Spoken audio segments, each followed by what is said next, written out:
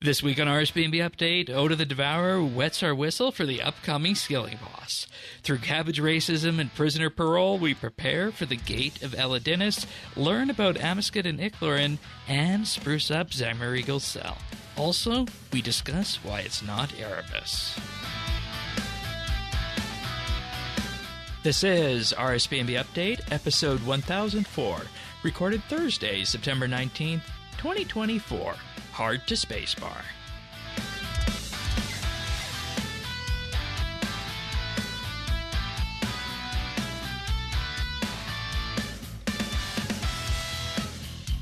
Hello, everybody, and welcome to another episode of RSBANDB Update. This week, it's Quest Week for Ode of the Devourer. We love these Quest Weeks. We live for them, and we have the usual Quest Week panel here. Zerdones, you're here. Yeah, happy to be here. You've been anchoring Quest Week with us for a while now. I don't remember when you actually started doing that, but all good nonetheless. Ready to discuss some deserty things, I guess you could say. Absolutely. Very ready to talk about fantasy Egypt. That's a good way of putting it. Also, Avernick is here. Welcome back, Avernick. Another person who has been helping us with Quest Weeks, frequents the RS Lore Discord, and is from the questing clan, the Scrying Pool. Welcome, Avernick. Thank you. You couldn't keep me away. No, I'm happy to have you here because you both make these Quest Week episodes very easy and very entertaining, for that matter. So it's appreciated. Wild Ox could not drag us away. Yeah. So do you guys call yourself like a questing clan at the Scrying Pool, or what do you call yourselves? I think so. Or is it just like a bunch of... I don't know if we have a slogan. Or is it just like other clans at this point in time where they're slowly becoming retirement homes? Kind of just a clan. I feel like it used to probably be more questing or lore, but at this point it's just a group of people. Yeah, that's the same thing for us at Clan Quest as well, in terms of that. Just people, really. Sort of generalist. I mean, we're still passionate about talking about story and lore and all that, but yeah, our focus has we try to do more community oriented stuff. Yeah, and I mean, hey, honestly, our most active points are like when a boss comes out, or like a skilling boss or something. We're trying to put it together. And, we're kind of quests are kind of hard to have a group because you don't do them in groups anymore. Yeah, anymore. One of the things that's kind of a shame about that's everything being the Shield of Arav days long gone. Yeah. Well, not even just what was less that? instance heavy, or yeah, I was specifically thinking about that one outside Varrock where you go through like the 5 stages of grief. Soul's Bane. That's it. It's just I mean the quest itself isn't great, but example. But everyone is together. Dark. It is dark, but it's all shared instances, isn't it? You could have said something happy like Elemental Workshop. Oh, now we're talking. This is Quest Week, folks. This is what you signed up for. Just update.show. Boy, I just got so excited there hearing Elemental Workshop because that's a quest series I want to finish. Maybe in 9 months. What? Soon PM. Well, we have 9 months of Desert Quest, so... Oh, okay. I thought there was a child involved then, because you said 9 months. Oh, no. Elemental Workshop 5 is our Amascut boss baby. Is the child. Right. Oh, boy. This is... I'm sorry, folks. We don't normally meander that much through the intro. I guess maybe it's just something in the water here this week. But I do want to thank our experienced tier Patreon members for allowing us to do this laborious intro here this week. The experienced tier Patreon members this week are Amos Reed, Andrew C., Bladecom, Drama Free, Jason S., Jesse W., Kesky, Lemon Lodge, Mr. T, Ricky A., Rippeth, Runestar, The Naked Captain, Tim, and Truth Ray. You'll be hearing more about our Patreon offerings a little bit later in the podcast, but of course, in the meantime, if you want to follow along, full show notes can be found at update.show. We also have the Discord at update.show/Discord and the Friends Chat in-game BitsBytes if you want to hang out there. And as we say on Quest Weeks, we are going to be discussing the points of lore on this episode in relation to this quest and what happens in Ode of the Devourer. So if you haven't done it yet and you don't want to be spoiled, press pause until you go do the quest. It'll probably take you about an hour to do. But with that, I think we can just dive right in right now to Ode of the Devourer and just get some quick initial thoughts here in terms of where we were. So, Avernick, you want to go first? I had a blast with that. I felt like it was a really tidy little package that dealt pretty well with being a half fort, half desert quest. It was kind of graceful in that way. Yeah, I agree with that. Using the relevant elements from the fort and moving us slowly but surely into the desert here. How about you, Sir Dones? Yeah, I had a lot of fun with it. It definitely does a very good job of keeping a lot of plates spinning while not making it seem like it's doing that, which is a very, very hard thing to pull off. Yeah, it was deep, but it wasn't complicated. Yeah, which is funny because if you think about it, it's actually very complicated. What part? It is. What part? Well, because it's trying to reintroduce the entire desert story, essentially. Okay. Right. It needs to tie into the fort. It needs to tie into the Moya plot. It needs to set up. It needs to tie into the Sanctum of Rebirth. It needs to tie into the Skilling boss that's coming out next week. It needs to set up the next 3 quests in the desert storyline. In a new era as well. Like, if this is the thing it did really good doing the desert modern time. Like, whereas Fight Club and Army in the North were very scared of trying to put a time to it. Yes. This one I feel like pretty definitively put it in this point in time. Yeah, we'll talk about that because I know that was something that came up a bit with the folks in Clan Quest about where exactly this quest sits. And, I'll say for my part is that I feel like we have gone and come full circle because, we ended the Elder God Wars arc with Extinction and then the epilogue of Twilight of the Gods. And then after that, we go into the whole Zamorakian Civil War thing, ending with Succession, which wasn't about us in the entirety of it, right? There was nothing about us, the player, in that. It was all about Moya. Setting up it was more with the world. Yeah. And I don't think I don't think the players like that. I don't think the players like that way of doing the quest storytelling then. Well, part of the conceit of an RPG, and RuneScape is nominally an RPG, is that you want the player character to be an agent of the plot. Yeah. And in something like Succession, we're not an agent of the plot, we're just kind of an observer of the plot. That was a problem with a lot of 6th Age stuff as well, where we're just kind of off to the side watching, and then we're like going but I think the 6th Age stuff held attention better. Yeah. Because big gods, big plot points, big world changes. Right. Yeah. Right.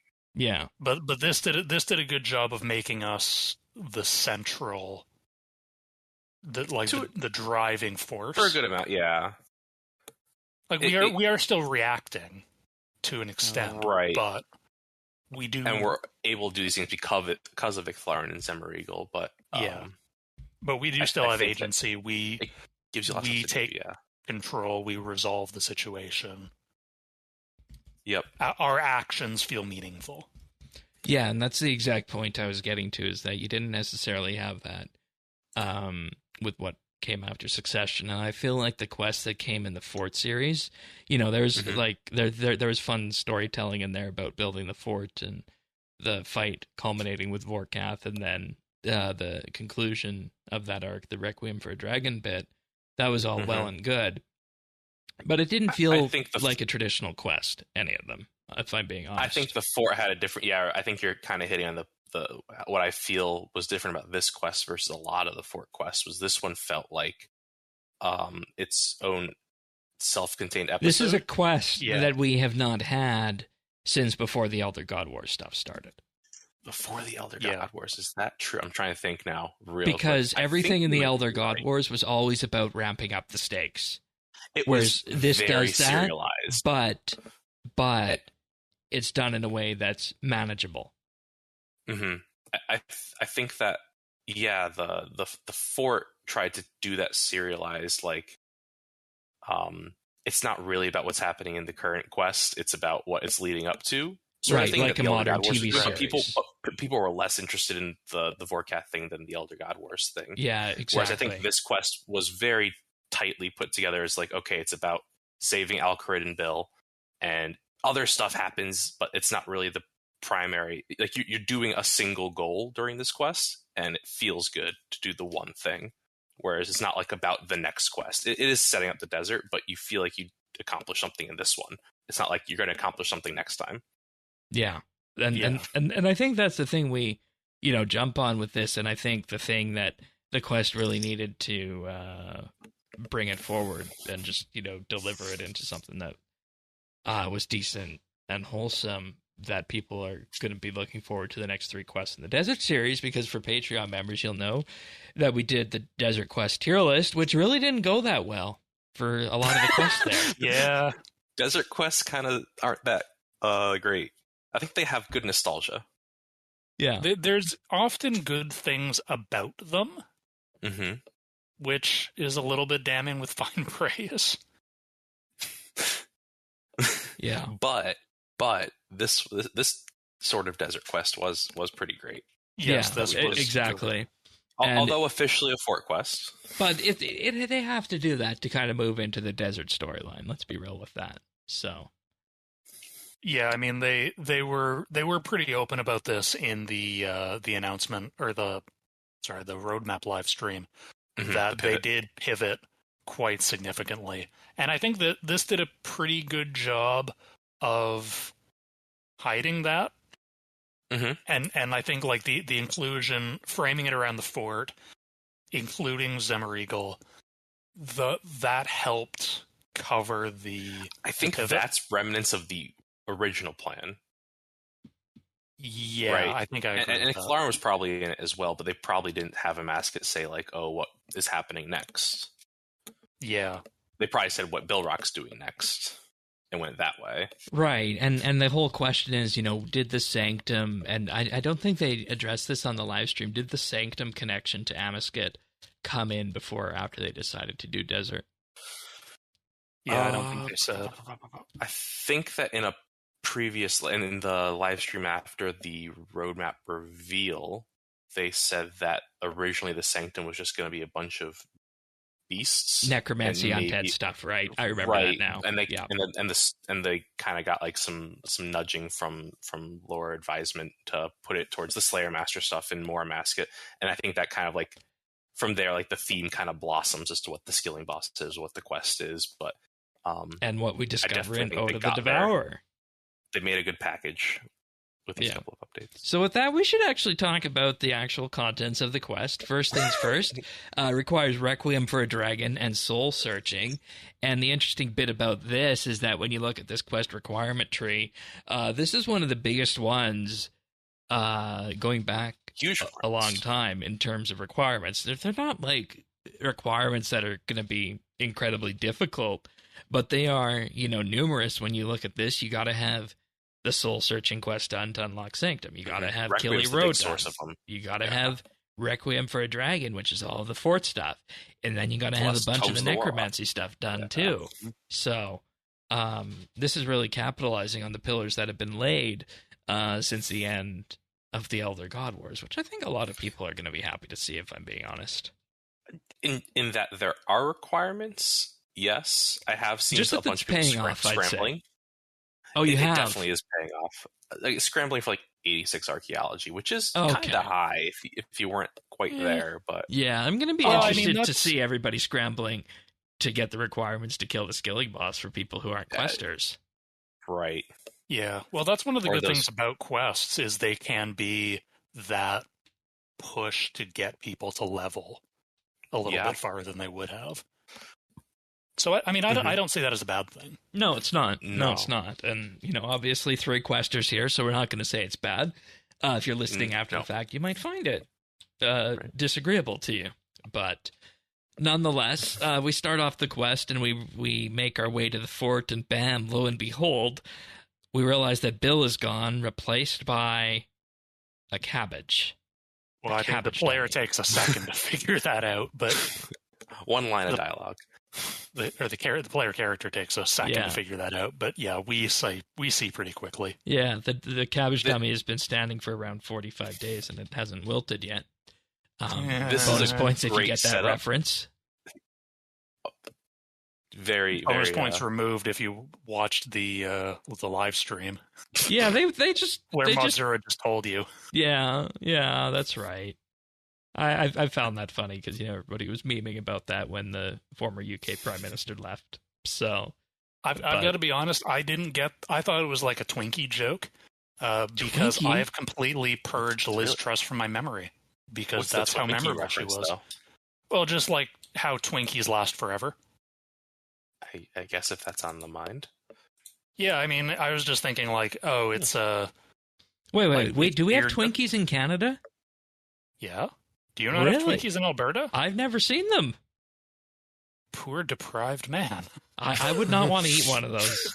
I don't know if I ever have. Kind of sweet stuff. I assume they're sweet. Anyways. Yes, they're sweet. Okay. Anyway, I did not... the point I'm getting at is I did not initially peg it as a Liz Truss reference because she is so memorable that she has completely left my mind. I do not think about her ever. Yeah, and you got to keep in mind it was a very traumatic experience in time for people in the UK there. They like making fun of those prime ministers who were involved in that entire era. So, but at least they didn't eat them. At least they didn't eat them like they did in the Netherlands and the Dutch people did at one point. This is a great premise for a quest I wish I didn't know the premise of. Right? I imagine going into this blind, you're like, oh, he's missing, and then he goes and does everything it does. It's very innocuous for a quite big scale quest. So in any case, we're told to go check Al-Kharid to try and find Bill, but lo and behold, we get to Al-Kharid, and the Salawa axe has begun an attack, which things aren't going so well. No, it's not. It's not. There's people lying everywhere. The axe are bleeding with a certain corruption that we've seen before, and we'll see later in the quest as well. And well, like you said, Zerdones, they're decimating people here, so it's up to us to help and try and find Bill in this mess. The people are doing the best little run animation. Yeah, yes, they should. I like that. Do we want that run animation? Does it not? Is not a player one? I figured they must have had that in their back pocket from something else. I don't know. I don't think I've ever seen it. Yeah, I don't think I've seen it either. I don't remember ever seeing it. It's so funny. I feel like I would have remembered it if I'd seen it somewhere. Yeah, it sticks in the mind. Then they just need to give it an incessant sound effect to it, like the zombie moan. Like that. I don't like that. But screams. Yeah. Right? Yes. Yeah. Perfect for Halloween. Anyways. It is. Sorry, I just found it. It is a running animation the player can get. It was released last year, 2023. Treasure Hunter? During Solstice Showdown. And then it was also in the Christmas presents from the last year's Christmas event. Huh. Cool. I wonder how much that's going for. Override. Probably a lot now. Yeah, with the Wiki says 146 mil, but it is constantly rising, so probably higher. Yay! Yay! So we find Bill underneath a cart, and in realizing that there's nothing we can do for him, we ask him, hey, what's going on with you? And you realize finally that something or someone has inflicted this curse upon all of them here. And I feel like we as questers and lore people kind of knew where this was heading, but what do you think the initial thoughts on what's going on here are for people who aren't fully initiated in the lore angles? Well, Bill's gonna die. But he can't. He has somehow become a beloved character. People are just... There is something so relatable about his humble desire for a beer garden. Right. Whoever wrote that joke and a welcome guest. That was another thing that they were confused about on the live stream, apparently, in chat, is what exactly is a beer garden? And do you guys not have those in Canada? That confused you. You've never... It confused me that people were confused by it. Like, okay. Yeah, I was going to say, we have them. I think Mod Luma said it on the live stream, like, name's pretty self-explanatory, guys. It's a garden where you drink beer. Yeah, really, like, here it's a patio where you drink beer, but yeah, same thing. Yeah. So, I guess it's not a thing in southern U.S., which is what they were referencing. Yeah, but the interesting thing about this is that this is the regular map for Al Kharid. And I want to, pick up on this in terms of the curse, because they're using the skyboxes and the color overlays to illustrate cursed, and we'll see the way that goes a little bit as we progress through the quest. But this is another thing that was mentioned on the live stream, is that the way the skyboxes and colors work are kind of also used to symbolize a passage of time here, which I thought was interesting, because you don't really have that in RS, do you? I didn't catch on that in the quest, but I thought it was very clever. It's very cinematic, which I think Modzura mentioned on the live stream that was a goal of his, which I think he hit admirably. Yeah, yes. and you don't normally think of RS quests as being cinematic or, really pushing the envelope like that. You look for things like One Piercing Note as an example for quests that push the envelope in terms of using different mediums other than, just the game world and the chat boxes. But lo and behold, here we are. So yeah, being able to use the engine to do visual storytelling like that is a very impressive technical achievement. Yeah absolutely. So Bill's curse, you basically learn throughout all of this is that the only way you're going to protect him is if you cleanse this curse, and there's nothing that you can do yourself to cleanse this curse. So you have to go then on the hunt through the desert to try and figure out how exactly what's going to be the best way to do this. And we have a revelation that the way we can actually cleanse the curse after we talk with our friend Icthlarin is that we can use the Gate of Elidinis to cleanse the curse. Mm-hmm. Now, or that's the source. That's the source of the curse. As in, that's how you can stop it. That's how soul devourers exist. And this is basically, like we were saying, one of the three aspects of the quest. First, we've secured where Bill is, but now we got to save him, and then that's where Icthlarin comes into play, who has been having a lot of screen time in our quest, going back to necromancy and also the Sanctum of Rebirth. But now can't get rid of that dog. He's a good dog. Good dog. No edicts will stop him. No, that's right. We have the discussion with him about how to do that, but he doesn't necessarily exactly know, which I think it was the right call for what they did, in that they didn't necessarily need to use Icthlarin as kind of the one trick pony, so to speak, to figure out what's going on here and provide a solution to this. It kind of led naturally into the direction we headed on this. Yeah, I think you're referring to the bringing Zemouregal at this point. Yes, as in the need for Zemouregal. And I think they did it decently to bring Zemouregal in, but this is, I think, one of the ways that I think, this was earlier, Zodones, you were saying they were spitting a lot of plates, and it's amazing that it felt as clean as it did. And I think this is one of the biggest ways that they were able to do it, was because Icthlarin and Zemouregal have a lot of history. And so by pairing them together, you get to cover a lot of this stuff that's kind of complicated and spans eons. But this duo that, since they met on Frenesque when Icthlarin and Amascut were recruiting them, you get a lot of history out of that, a lot of stuff we haven't touched on before. So going to, you could say a lot of names at this point as to who's going to help with cleansing the gate, but Zemouregal was the these two as the buddy duo, a lot like Karos and Thok or Arion and Azanadra or whoever. I think this is the pair of companions that carries the quest. Yeah, that's a good way of putting it, and I feel like it worked, and it kind of goes to show that you can do this sort of discussion even without having gods running around the world, I'll say, because I feel like that was something that was done. There's still ancient beings around, Age. Yeah, it's still ancient, powerful beings, but you don't necessarily, need to throw the edicts out the window. So you put the right ones in a room, you get a new dynamic we really haven't seen before. I think that we hear a lot about Icthlarin and the Stern Judges of the Majdarat and that Zerosian Caridian War era, but we really don't talk about it or get a lot of info on it, and putting these two together kind of invokes that a lot. Yeah, it's an interesting combination. New.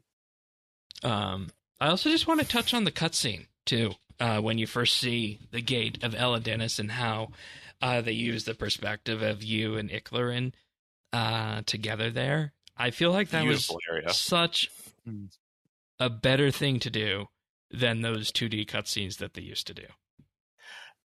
Yes. Asterisks, I think that this way they've planned the content out of having a whole second update to lean on the skilling boss. Yeah, is fair. such a boon. This is the thing they probably couldn't have done. Like the way that they probably couldn't have done it for the Vorkath fight in Ancient Awakening. I think that this is the benefit to that planning, which is probably difficult, but you do get to be able to leverage a whole second update as a centerpiece. Right, like you're absolutely not wrong, Shane. It's very cinematic. It's a lot more dynamic, but it's also Al-Kharid, the standard Al-Kharid map viewed through a filter. Yeah, it's the Amascut statue in the desert with a skybox. And then it's this one new area, which is a whole update for the skilling itself. And with that, it's you then see how they can pull this quest off. Yeah.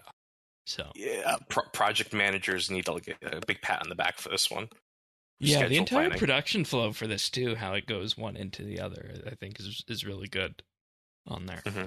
I'll admit I've had some skepticism about their approach to Jagex's approach to planning quests out, because I feel like it runs the risk of falling into the Marvel Cinematic Universe problem, where movies or individual quests. I think I mentioned this in one of the Fort Quest episodes. Mm-hmm. But it runs the risk of getting the situation where individual quests are more about setting up future quests than they are about doing their own Which thing. Doesn't have the payoff, and it's like, why am I spending this 20 to 40 minutes doing this quest? But I think a quest like this illustrates the strength of that approach, where you can, if you do have a well-structured production pipeline and you can keep things scoped well and you can sort of keep the writing on track. Keep the payoffs coming. Right, then you can leverage that those resources to improve both products. Right, because if you boil this quest down, you can literally have the bit where you find Bill, and then you just go into the the desert to learn that you gotta con Ali Morrisane and go to the Majra ritual site, and then bam, you have what you need to access the Gate of Elidinis. And, I hate to say it, but you could just distill this down into a mini quest if you wanted to, but I think it worked well how they did it. Absolutely. Oh, yeah, we love our big quests. Yeah. I think that's probably a pitfall that the upcoming desert quests could fall into if they don't have payoffs until the finale. Yeah. Like if we just do the next two desert quests and it's just like, oh, but the next one is going to be where you really feel it. I think that we could fall back into that I guess that MCU issue you were mentioning. Yeah, so let's hope that doesn't happen then, I'll say. No, I think, absolutely hope that doesn't happen. I hope that they can make each one feel like a satisfying chapter. Yeah, it's like riding a bike. If you ride slow, you're going to fall, but you just got to, once you get going, you got to keep going. They've got it here. Yeah, just continuing it. So after our introduction to the Gate of Elidinis, we of course make our way down to our prison dungeon, that we have in the fort, and we are getting some use out of that here with Zemouregal. Should have. Yeah.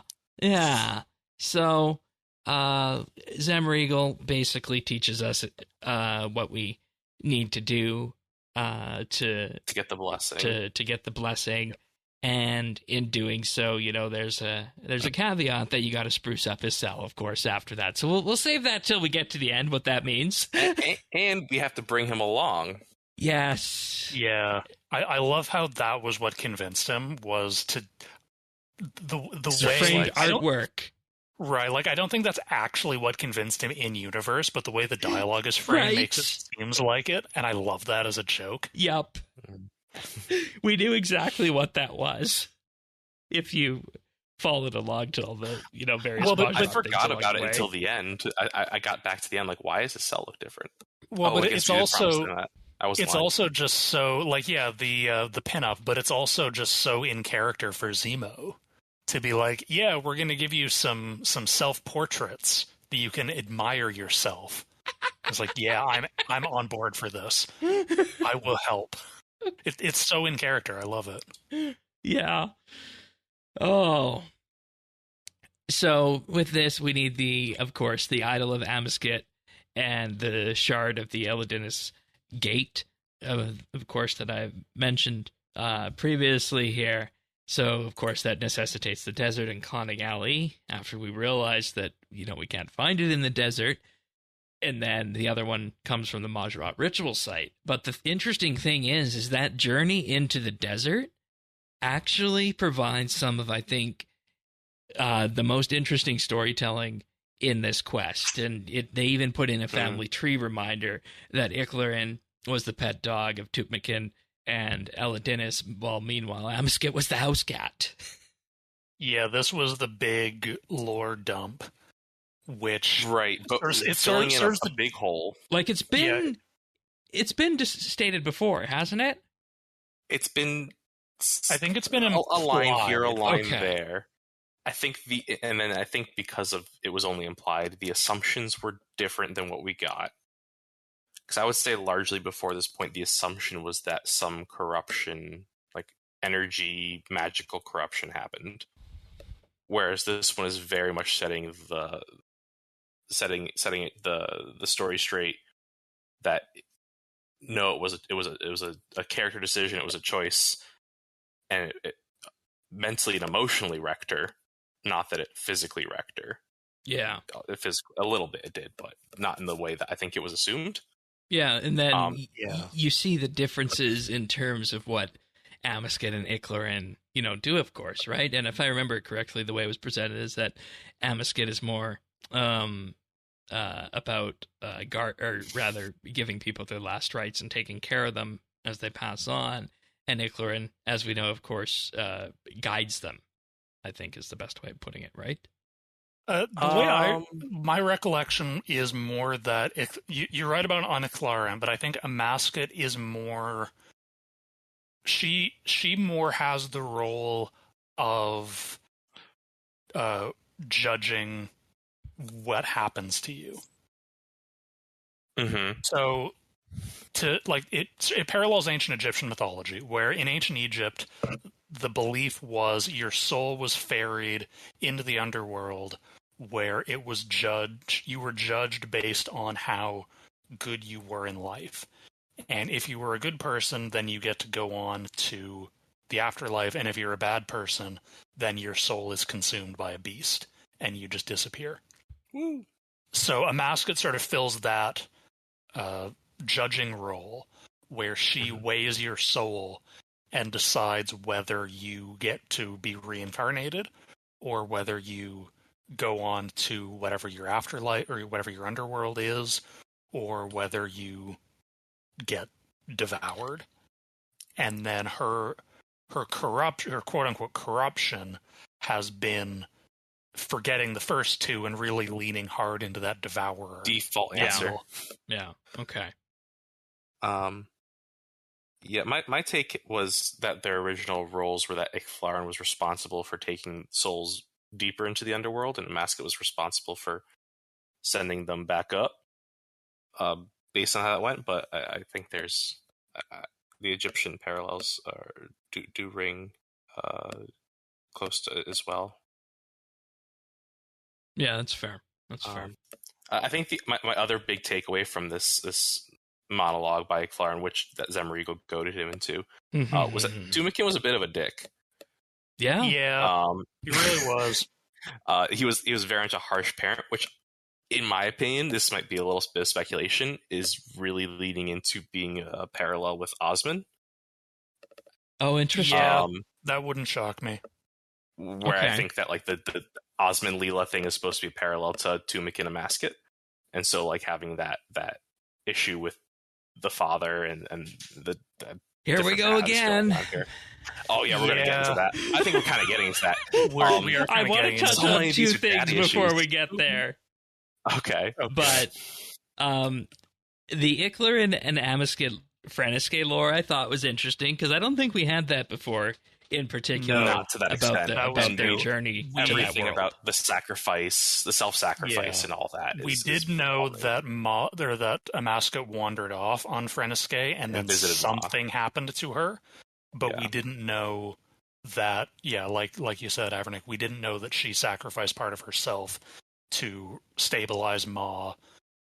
We didn't know. Yeah, and then she lost everything. Her parents and the Majrat betrayed her, and she's like, why the hell did I do that then? And you know, at that point, that's something that might drive people insane to insanity, but you could maybe even say that the insanity that we're seeing is when the Devourers, you know, started to appear was only after that, and it was specifically mentioned after the Majrat betrayal, after Tumekin sacrifices himself, and Elidinis leaves Gilanor due to the edicts of Guthix.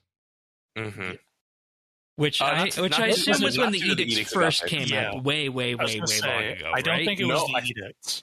I think the quest says that she does left say the edicts practically before the Third Age. Yeah, I always thought she left before the edicts came into effect. Yeah, that's the sense that I got. That was confirmed here in the quest transcript. Right. So it's not the edicts that kicked her out. She left of her own volition.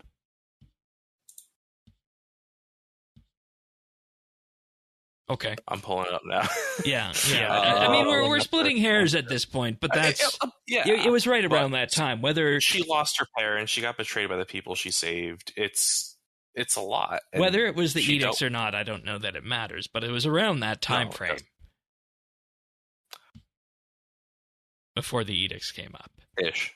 So. Okay. It would be splitting here, so I wanted to go into this real quick because of course we have time. We have time.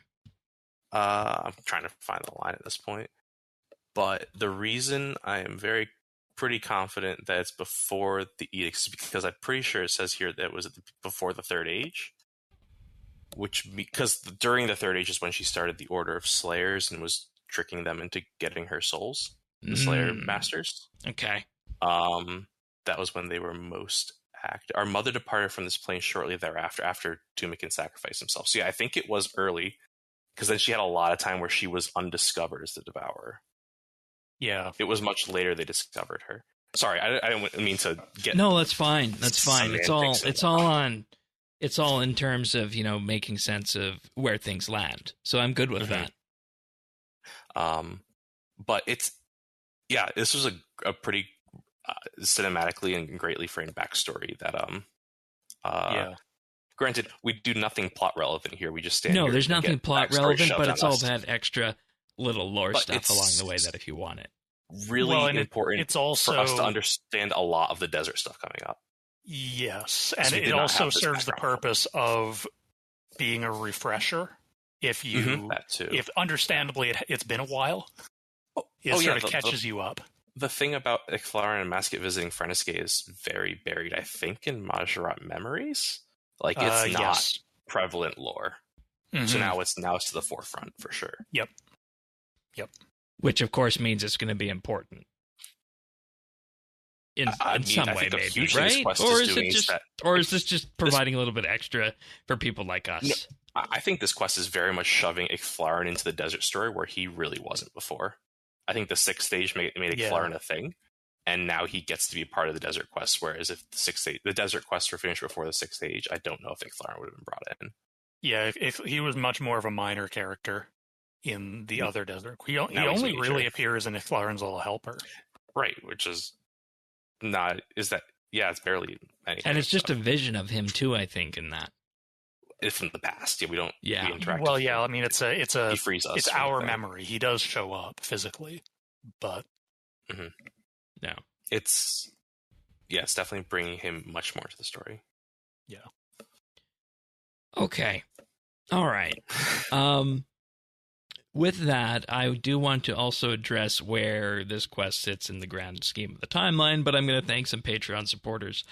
Before doing that, this week I'd like to thank Alvaro L., Amos Reed, Andrew C., Arvids L., Bladecom, Brayton K., Chilbura, Dominic R., Drama Free, Duramax, Gila Fleur, Jacob G., Jade Gizmo, Jason S., Jesse W., Keski, Lemon Lodge, Luminos, Mongrath, Parnassius, Ricky A., Rippeth, Robbie D., Runestar, Samuel FL, Scott DS, Shirtpants, Sky, Tabby, Targine, Tevis, The Naked Captain, The Dabbing Goat, Tim, Ukulele Steve, Woody, Zant, and Zazakon. Big, huge thank you, of course, goes out to all of our Patreon supporters for allowing us to do what we do here. They keep the virtual lights on at the RSBANDB podcast studio, as it's called. Just help us do what we do here. But if you want to join these folks, patreon.com/RSBANDB for as little as $1 a month. You gain access to an entire back catalog of monthly bits, north of 70 plus shows at this point in time. Think of those as bonus podcast episodes. And for doing that, of course, you also get a mention in the show notes and the ability to vote in our monthly bit topics, which will be going up soon. We also have the VIP tier, where for the $3 a month, you receive a special VIP rank on Discord, which includes chat channel access and a mention on the podcast at the start of the month, plus high-quality stereo versions of the show. And we also do have the Insider tier, where for $5 a month, you receive a shout-out on the podcast each and every week, and you also gain exclusive access to the outtakes that we use to make the clip show, in addition, of course, to the RSBANDB Christmas card every December. And we do also have the Experience tier. Big, huge thank you to those people. We talked about them earlier in the podcast, but big thank you this time to all of our Patreon members for supporting us and allowing us to do what we do here each and every week at RSBANDB Update. Thanks so much, everyone. Means the world to us. Okie dokie.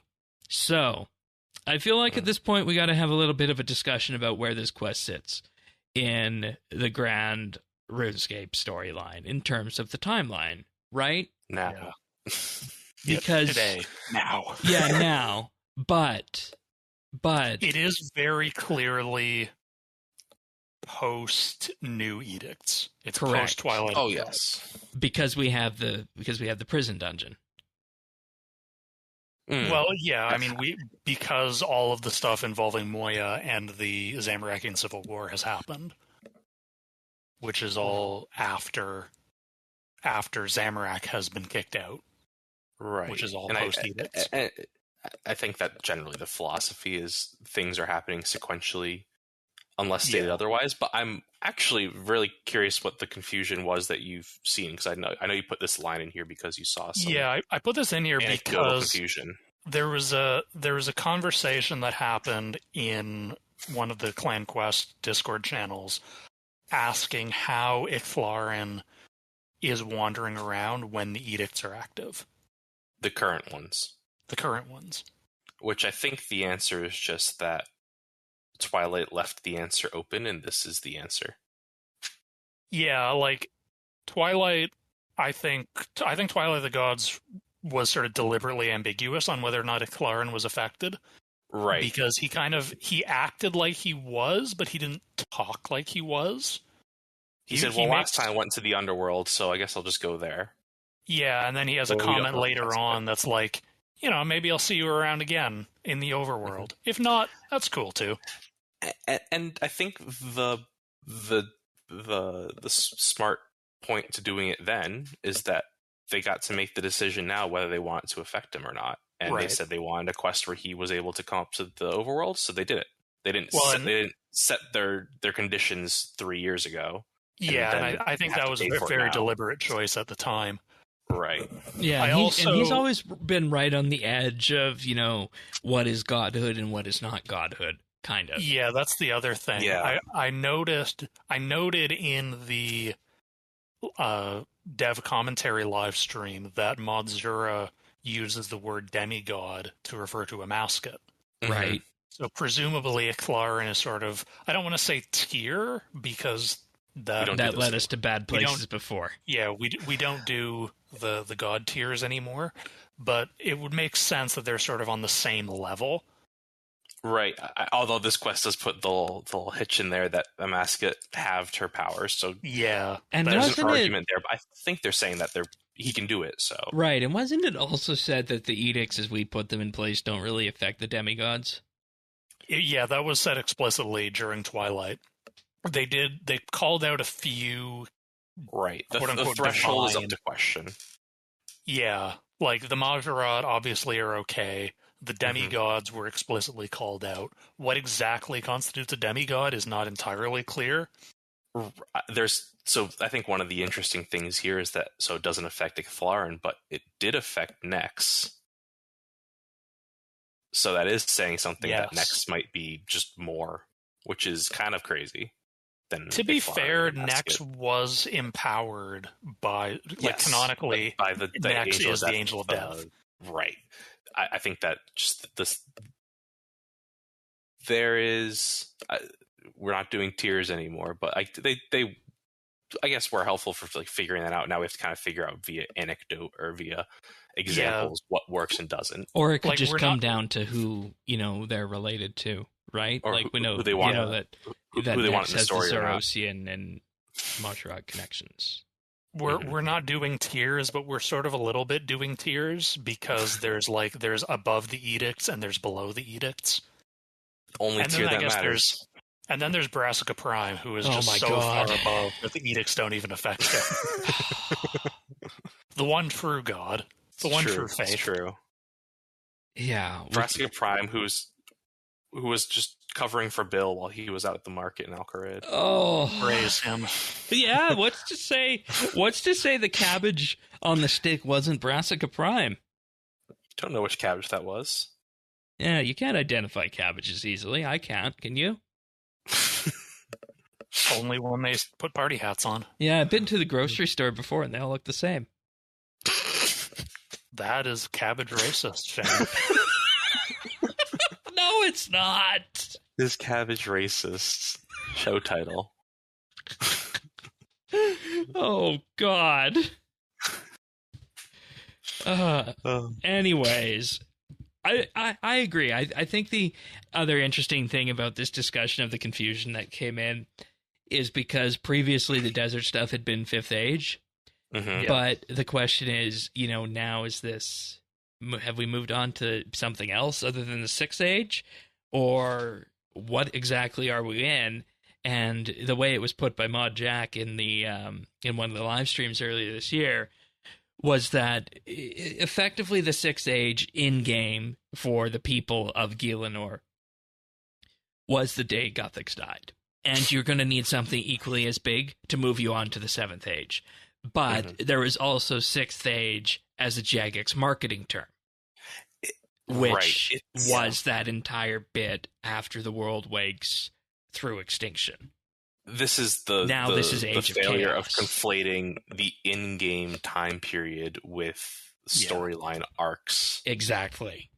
Yeah, because we're just in the next storyline arc, but that the in-game calendar doesn't care. Yeah. Yeah. And, if you look at it in terms of the storyline that we're in right now, if you look at the quest list, it's Age of Chaos. And then that, I think, also led to confusion because they were using the word age there. Yeah. Yeah.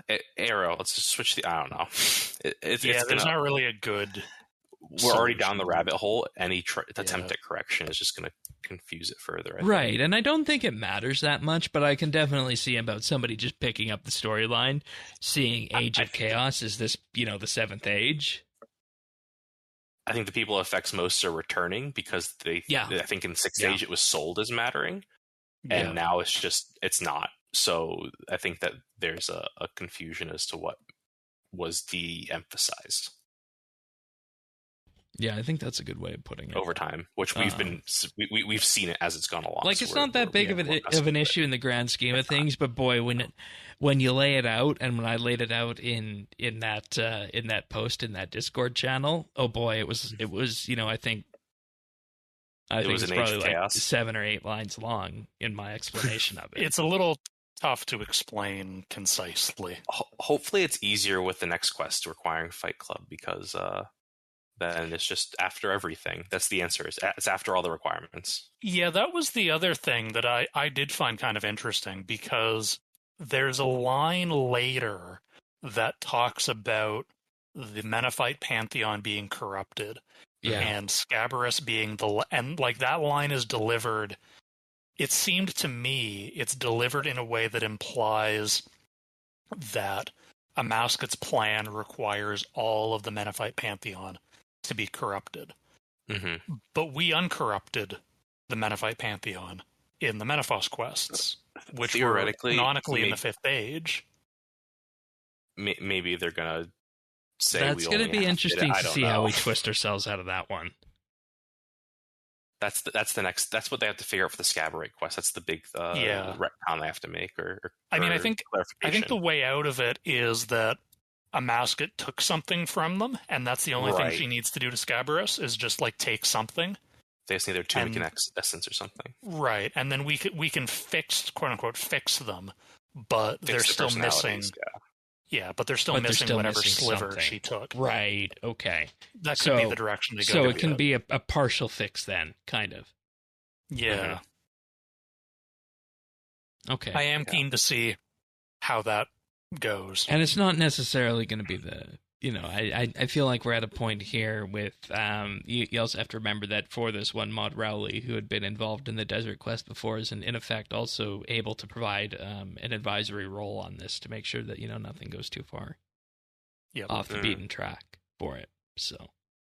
Yeah, and I think Mod Zero mentioned that he did offer quite a lot of recommendations during the planning process. Yeah, that's solid, and that's good. But we alluded to something else appearing in this quest. Our old favorite. Yep, the old favorite, the daddy issues from Extinction and whatnot. From everyone. Someone at Jagex, maybe several someones, just... They're working through their... Why again? Why is this happening again? Is your relationship with your dad okay, Jagex? I'm worried about you. Because what do we got here in this quest? I feel like we got, obviously the Icthlarin and Amascut thing with Tumekin. Yeah, their dad sucks.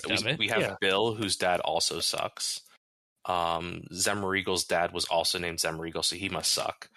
Osman sucks. Leela's dad, Osman, sucks. Right, which I think is why this isn't really. So the main one here is the Amascut one, right? Yeah, Tumekin but also the connection that we're going to see in Fight Club with Osman. Right, that was said in Fight Club that like there was at the ending cutscene, right? There was there's tension there. So I don't think it's out of nowhere, but I think it's being leaned in much more as like part of half of her motivation. It's definitely part of her plan. It leans into her plan, fighting her father and getting that back and to devour better. I think it's more the part that jumped out at me was more just the characterization of Tumekin as being that kind of stern jerk. Dick? Yeah, dick is the best word. Where like that seems like obviously he was pretty lightly characterized, but for instance, the little bit of dialogue that he had at the end of Fight Club sort of painted him very differently. Oh, sure. I guess so. If you view it in the like Amascut is totally wrong and he's trying to correct her path.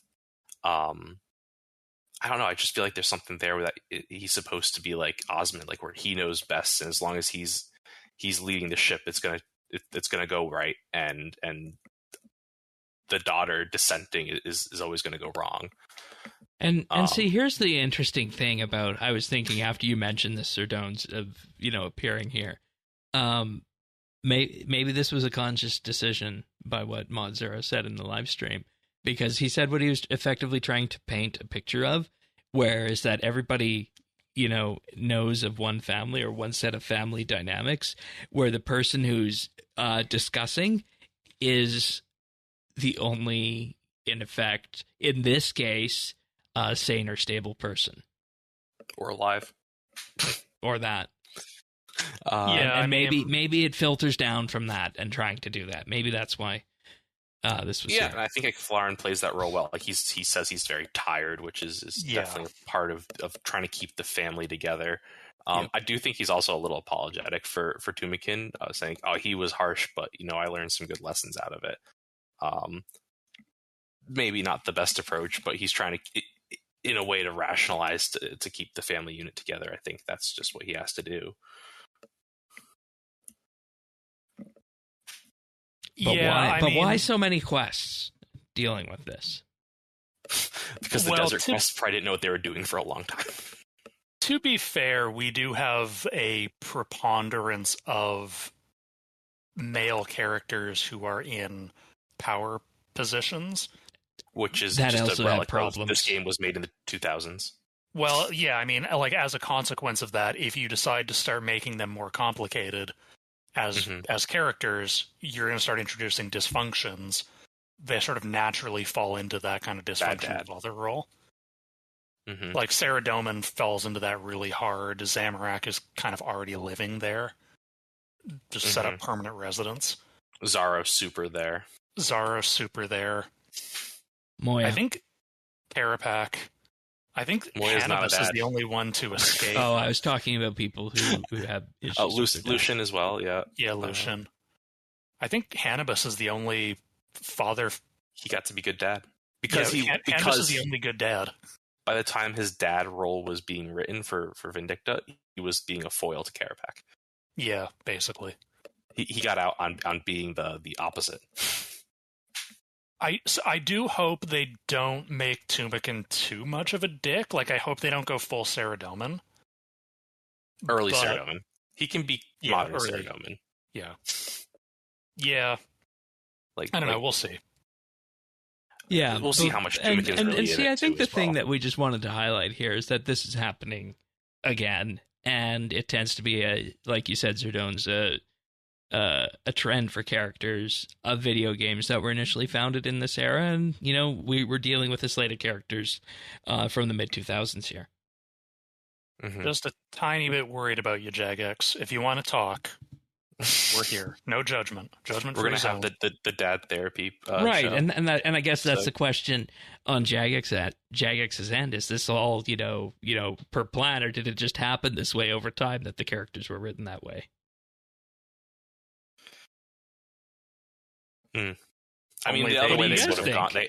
The other choice is that Tumekin is good dad, and Amascut is just evil because not as solid outside influences, which possibly worse of a story is probably worse. Amascut is the present one, so it's better to make her more interesting. Sorry, can you rephrase that? I'm not 100% sure I caught. Because so by making Tumekin a bad dad, they give Amascut some sympathy, which if she's going to be a present character, I don't think making her the mustache twirling evil villain is as interesting as giving her some complexity, some depth. So yeah, it's a bit quote unquote fridging Tumekin or making him worse, but you're getting out of it a more interesting villain that's in front of our face. Yeah, that's true.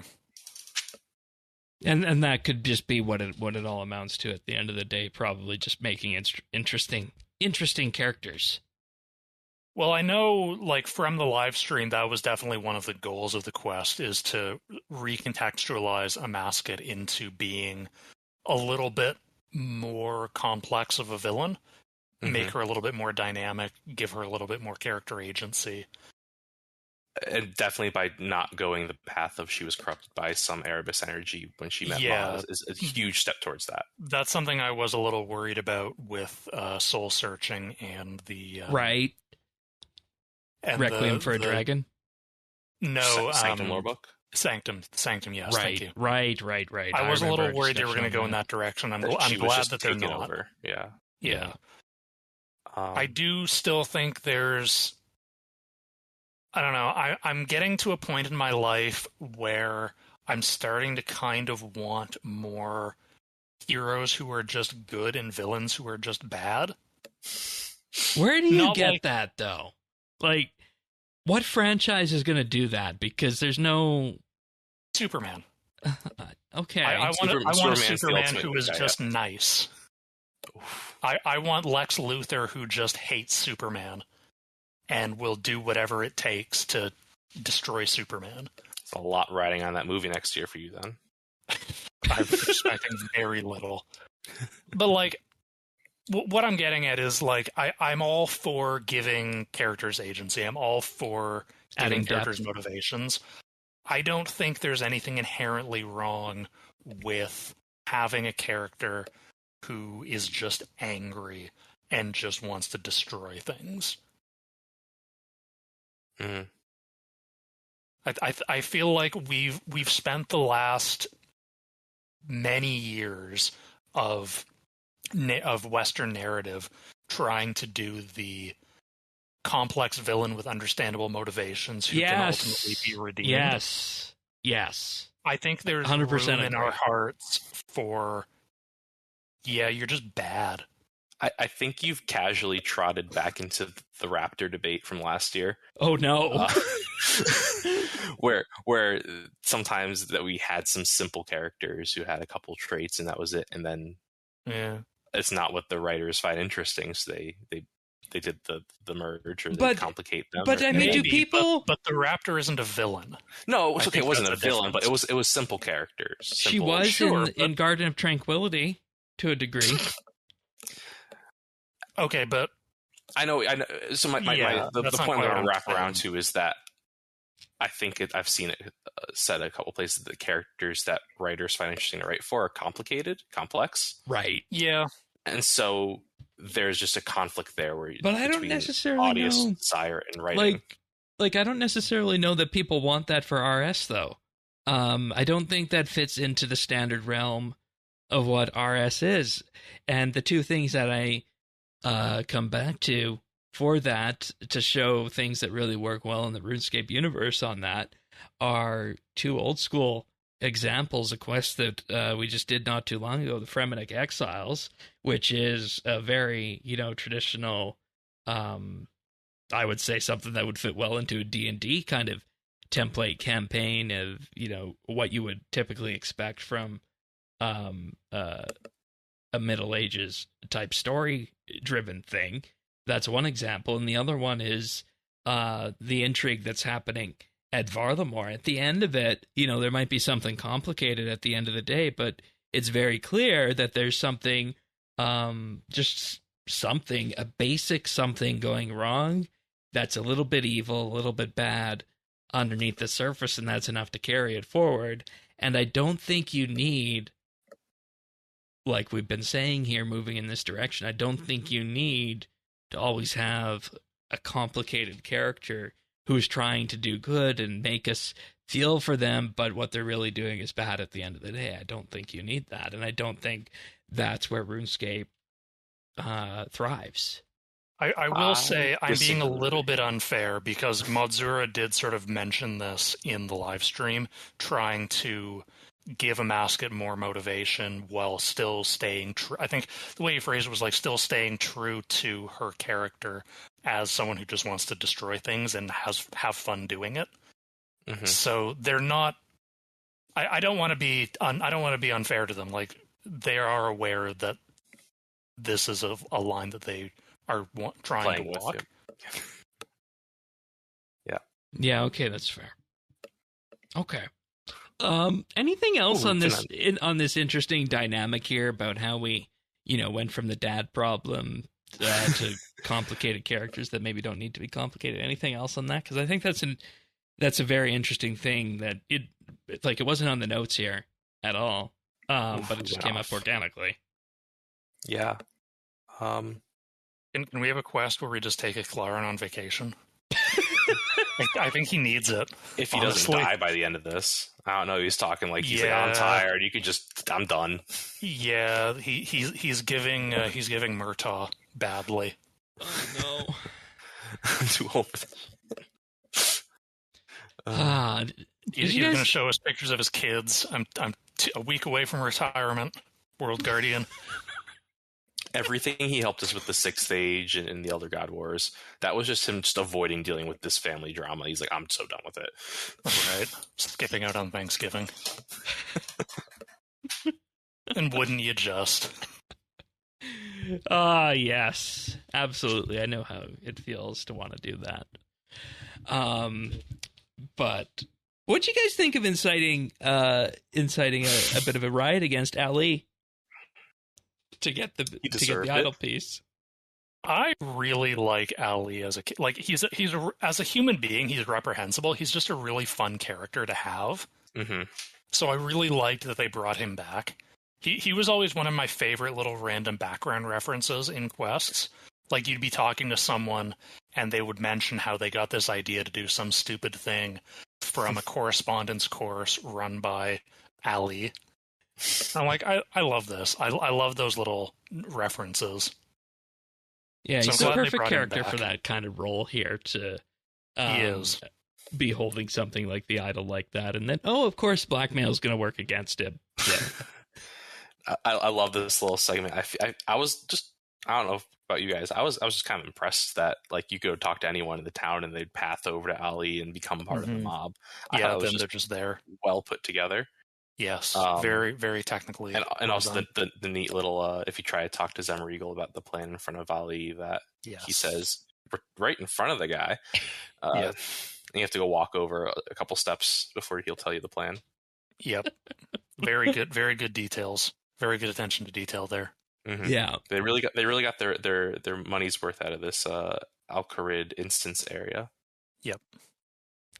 And visiting it twice, I think, was just a good call because it made it feel more like an event in the world versus just a quest instance. Right. You got to see the progression. Like you go in during the battle, and then you come back, and they've made a little makeshift hospital, and the Tefani is sort of helping the wounded, and yes, it's good progression. And it just felt very natural too, with that. So that's good.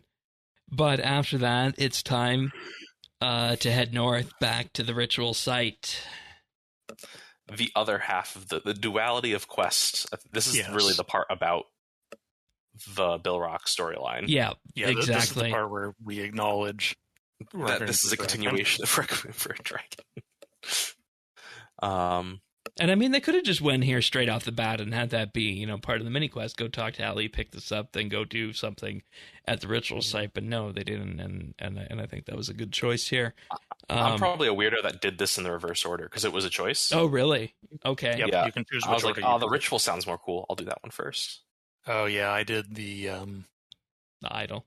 Yeah, I did the idol first. Well, that one was listed on top, so that makes sense. Well, because I figured if Zemo was going to betray us anywhere, it was going to be at the ritual marker. Oh, okay. So I wanted to.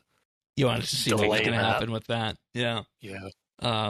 But there we actually find Icthlarin, who's also made his way there. But the more interesting thing is that there's a number of the Forgotten Warriors, Moira's warriors there, who with the Bill Rock aura, bleeding corruption out there again.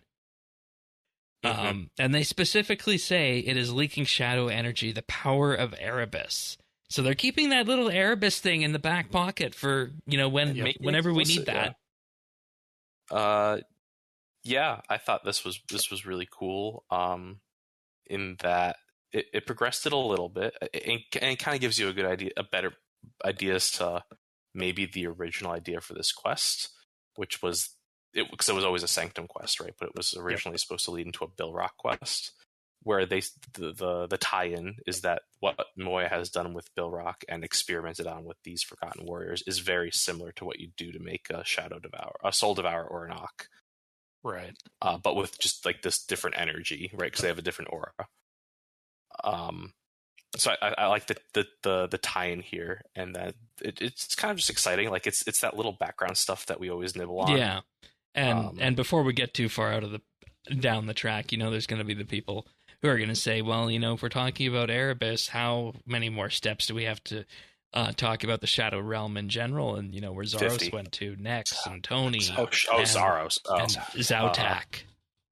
I was saving Zautak for last. I don't think that's any of that's anywhere close. No, it's not. But the players, anytime they see it, are wanting it, right?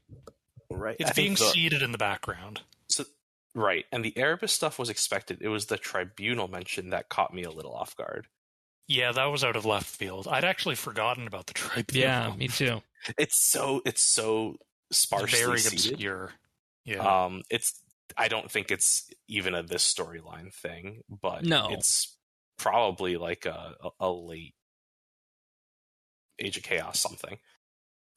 Just trying to this is like the first time it's mentioned in the main progression of a quest, because before it was only if you got the Saradomin ending to Sliska's endgame. Yep. Or as offhand dialogue for some mini bosses in ED3. And in one of the lore books, I think, too. Oh, was it in one of the lore books in ED3 as well? Or I think so, yeah. But this is like the most main. Yeah, this is very explicit. Of them. Yeah, and even your player asks about it, saying the Tribunal, and Zemouregal says those who resort to such forces are pathetic creatures who lack the legitimate strength to achieve their goals. They would sooner sacrifice their dignity and their future powers than accept their failings. That's all there is to it. So we learned nothing. He just disses some other people. So what exactly is it referring to? The Obsidian Tribunal? We don't know. Something Erebus-y. One of the first lines in their wiki page is almost nothing is known about them. So we don't know.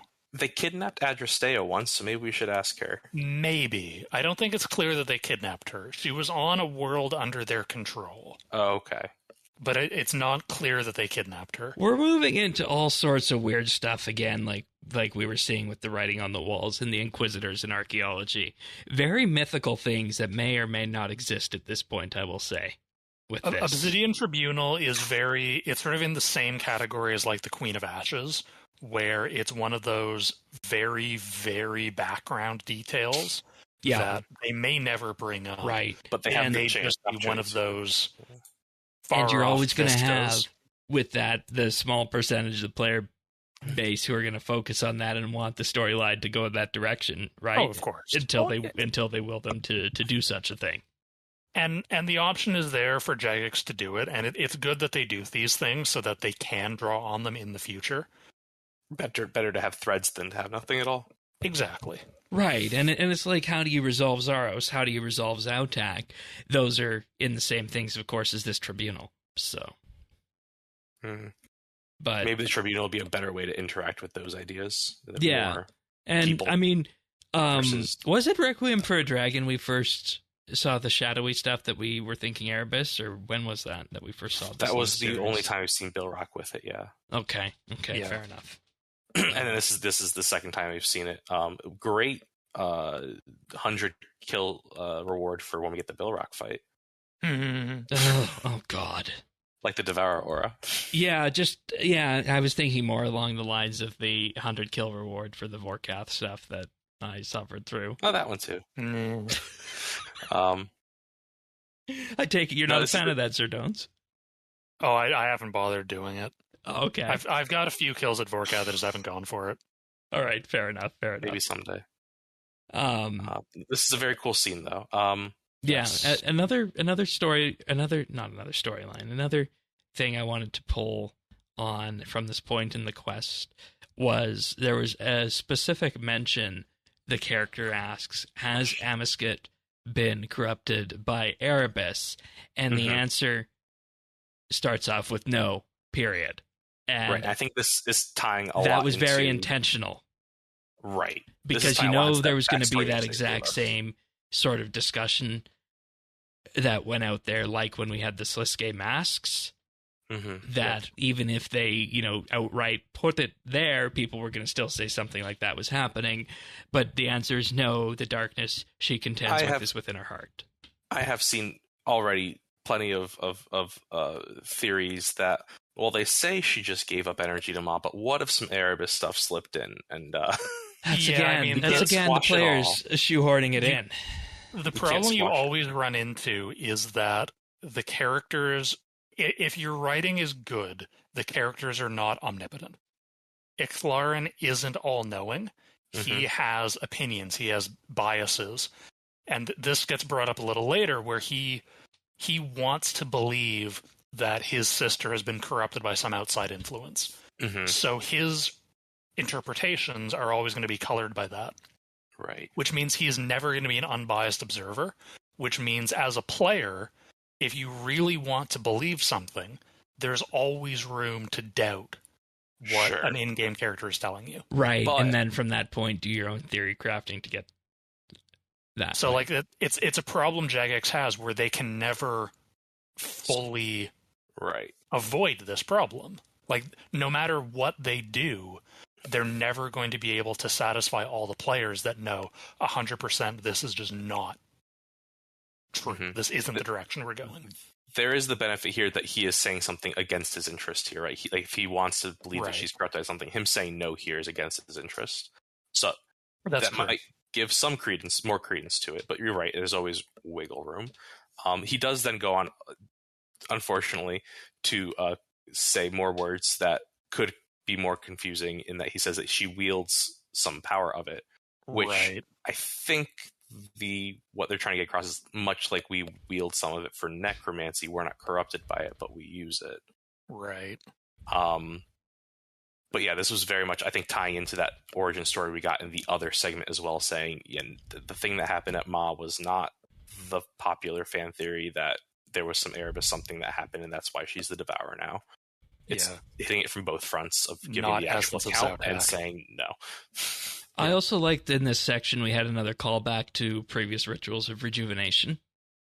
Not the one we witnessed, but other ones too. And I like that was good. We get the little hints of the mechanics of it. They're like, oh yeah, when the Majorat were betraying the desert pantheon and going to Zaros, they stole the little shard with them to do this. I feel like that was like a nice little petty touch that illustrates a lot of that conflict that like Icthlarin and Zemouregal and the Majorat had when they betrayed him. Yeah, there's also that mention that Elidinis specifically refused to let them have a ritual marker in Gielinor. Right. So under the Menophites, they couldn't do their rituals. Which then sets up our ritual, the Majorat quest line. Well, it gives more depth to why the Majorat betrayed the Menophites. Right. And again, you don't because need we didn't this. have a good answer on that before. Right. And I don't think you need this for this quest, but it just provides a little bit more into, why did the betrayal happen and what did a previous ritual rejuvenation look like. More second age lore. Very sparse on flavor. That. Flavor, yes. Yeah, I think very important. I think that's also why they asked in the survey. You remember in the survey they asked, what other areas of RuneScape lore would you be interested in exploring? They mentioned first age, second age, third age. I feel like fourth age is something we're kind of hazy on the most. Fourth age? Yeah. Well, if you read the latest RuneScape novel. Oh. Plug. I think that also like some of those questions are like what are some things that we can maybe cover in third party media? Exactly. Yeah. Yeah. Or just anything, that Jagex is doing RuneScape IP. So absolutely no. And I'm glad that they're finally touching on some of these lesser ages because like third age gets so much attention. Yeah. That there's so much else to talk about as well. Yeah, I think first and fifth stage are probably the most peaceful. Yes, but I think so. Anyways, we're getting off track here. to cleanse the Gate of Elidinis, you also do need to use the absorption rune there to siphon away some of the power from the ritual stone, and then use the shard, or what just, turns out to be a nice little screwdriver to get the second bit. Nice trial and error gameplay for the quest here, the idol and the shard with that. It was simple. I think the scene was more about saying things than having gameplay. Exactly. Then it comes the point in time where we have to cleanse the Gate of Elidinis, which is the gameplay. What was that? This is the gameplay of the quest. Yeah, the skill boss on story mode. Yep, story mode.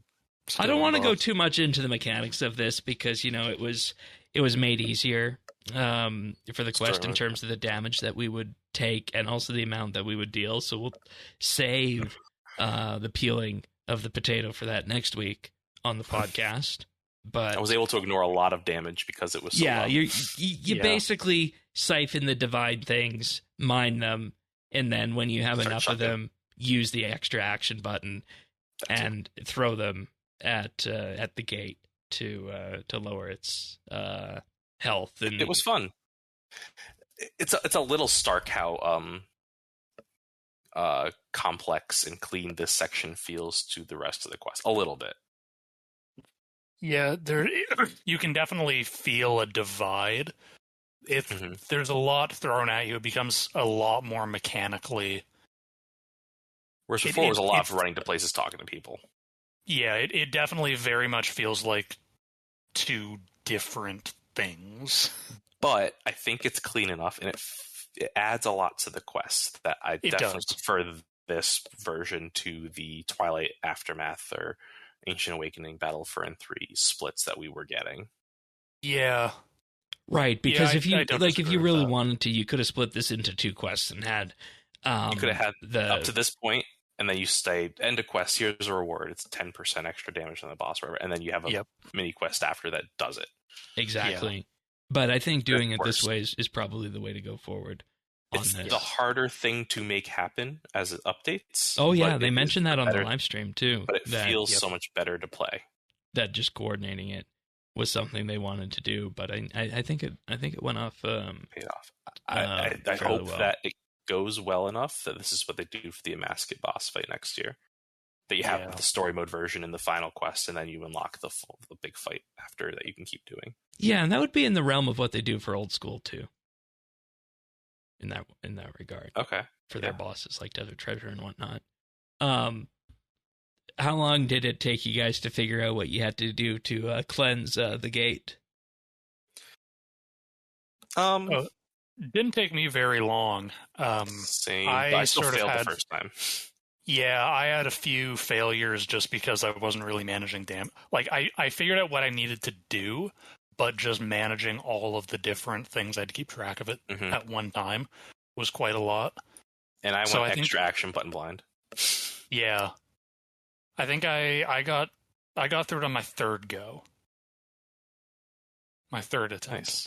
Yeah, and I kind of just stumbled into the extra action button to do the massive amount of damage to the boss at the end of it. But we'll see how all that pans out once the skilling boss arrives next week. After the gate is cleansed, it's over. No, it's not. Yeah, we get taken to the Shadow Sands. There's the surprise. Well, we say it's over, and then you want to think it's over, and then there's combat after your skilling boss. Yeah, that was mean. It was easy though, wasn't it?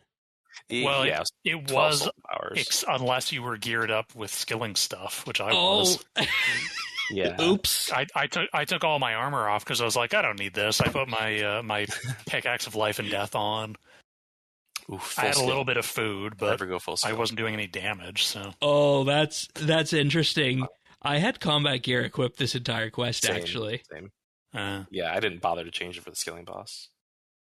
I had that problem making my tool belt. So right, and in hindsight, had I had a better pickaxe, it might have been a better time at getting some of the materials here. So maybe, but yeah, that was a bit of a surprise, I think, and it wasn't, I don't think, too bad.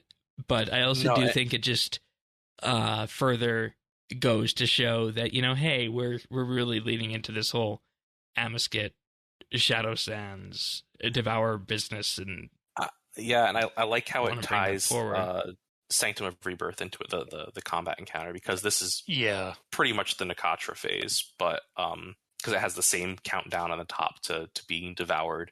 You used to avoid it a different way by standing in the shield instead of clicking on the sword. That was actually one complaint I had. That wasn't obvious that you needed to do that. I mean, once you failed once, you figured it out, I guess. I saw him yell. He does put a line out, but if you miss the line, then... Yeah, but I'm not watching the chat box while I'm doing this. I think it's very easy to miss. I agree. But I do like the nod to Sanctum. It kind of helps, again, to make this a tighter package of a couple of updates. There was also cohesive. There was also the setup of the fight that shows how tiny you are compared to the Amascut avatar. Hugely cinematic. Looks great. Yes. Very, very good camera. It's something that already exists, right? Because that is what it is in the Sanctum of Rebirth fight. But the framing really just sells it in the way they're able to I'm glad I got to take it in, because if I'm being 100% honest with you, I don't have time to take in the environment and the Sanctum. I didn't notice the avatar the first couple of times I did Sanctum. Right. Oops. I was like, if I lean the camera a little more up, there's a giant face there. Yeah. Because, of course, we still have the idea of doing the weekend at Bernie's Sanctum of Rebirth thing with the three of us, right? Absolutely. Yes. But what did we take away from this in general here? Because I feel like this was, just realizing where we were, and that, this is going to be kind of a connection to what the final encounter in this entire quest series is going to be, because we're definitely going to be going up against Amascut here. We've cleansed the gate here, but this is just a bit of a teaser saying that, that you're just dealing with the minions here and it's difficult, but come next year, it's going to be even more. I think that if this was the version of the quest that was leading into the Bilrak quest, that the Zemouregal betrayal would have been emphasized a lot more, and this would have been downplayed or not existed.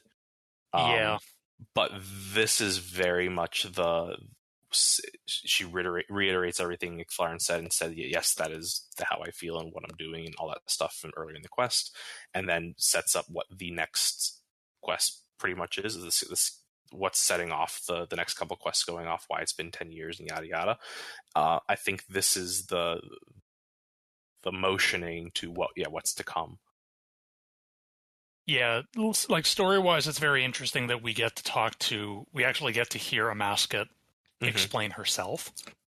Right. And like she does sort of confirm a lot of what Icthlarin says. She also refutes some things that he says, like I mentioned earlier, Icthlarin wants to believe that his sister has been corrupted, but Amascut very clearly tells us, no, this is just who I am. Yep, that's true. And now, to be fair, she's also not an unbiased. Yeah. Like, if she were corrupted by an outside entity, that's what I would expect her to say. But absent other evidence. Yep. Right, and I mean, when you put all that together, you really get to a point that's like, okay, that's what Amascut thinks, but we kind of know everything else we've got here in the world, and maybe there's a different, better way of interpreting what's going on with this. And I assume that will be revealed over the course of the next quests. We've got 3 more quests. Yeah. I put the countdown already to mid-December. Oh, yeah? You got the Christmas shopping going already? No, if my Christmas present is the next quest. Okay. Okay. All right, just checking. But of course, it wouldn't be a quest without a player betrayal. Without us getting duped? Yep. First your sudden but inevitable betrayal. To be fair, Icthlarin told us it was going to happen, and we said, yeah, it's worth the risk. Yeah, and we know that with Zemouregal. We're talking about the betrayal by Zemouregal. I was surprised it was as tame as it was. I thought he was going to get away. Yeah, he just powered himself up a bit with the gate. Just changed his face back, which at this point he's changed his face 5 times. It's one of those things where it does kind of feel like this was one of those things from the earlier iteration where this would have been more impactful. And maybe this is a point when Moya shows up or Bilrock shows up or he gets away. But this time we just put him back in the cage for the next. Yeah, as it stands, it seems very vestigial. It seems like it only exists so that they don't have to multi-NPC him, basically. Like, they just bring back his rejuvenated... I'm a little disappointed. I feel like Skeletal Zemo just looks more like a necromancer. It's funny because Zura and Luma said exactly the same thing in the live stream. They're like, why did they do it? Did you watch the live stream, Aberdeen? I did. I forgot. Okay. I was wondering if you would have said that.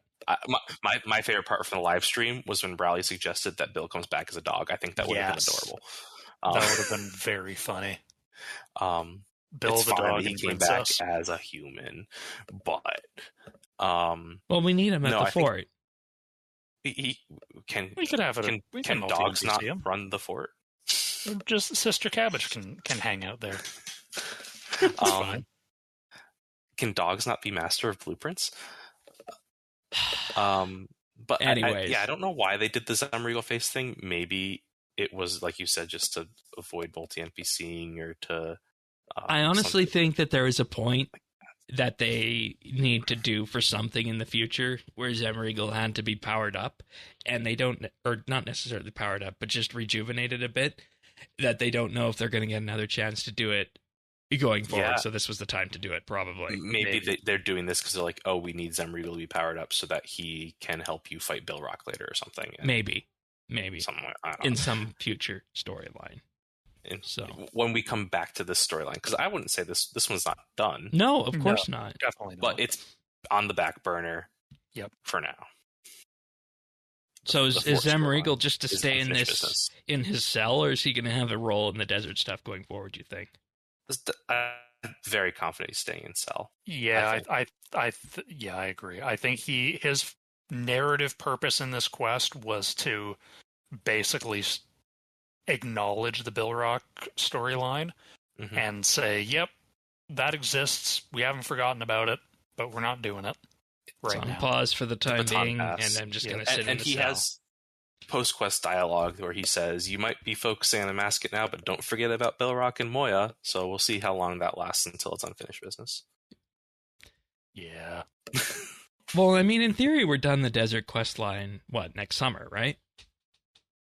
Yeah. June, I think, was theoretically the end. Yeah.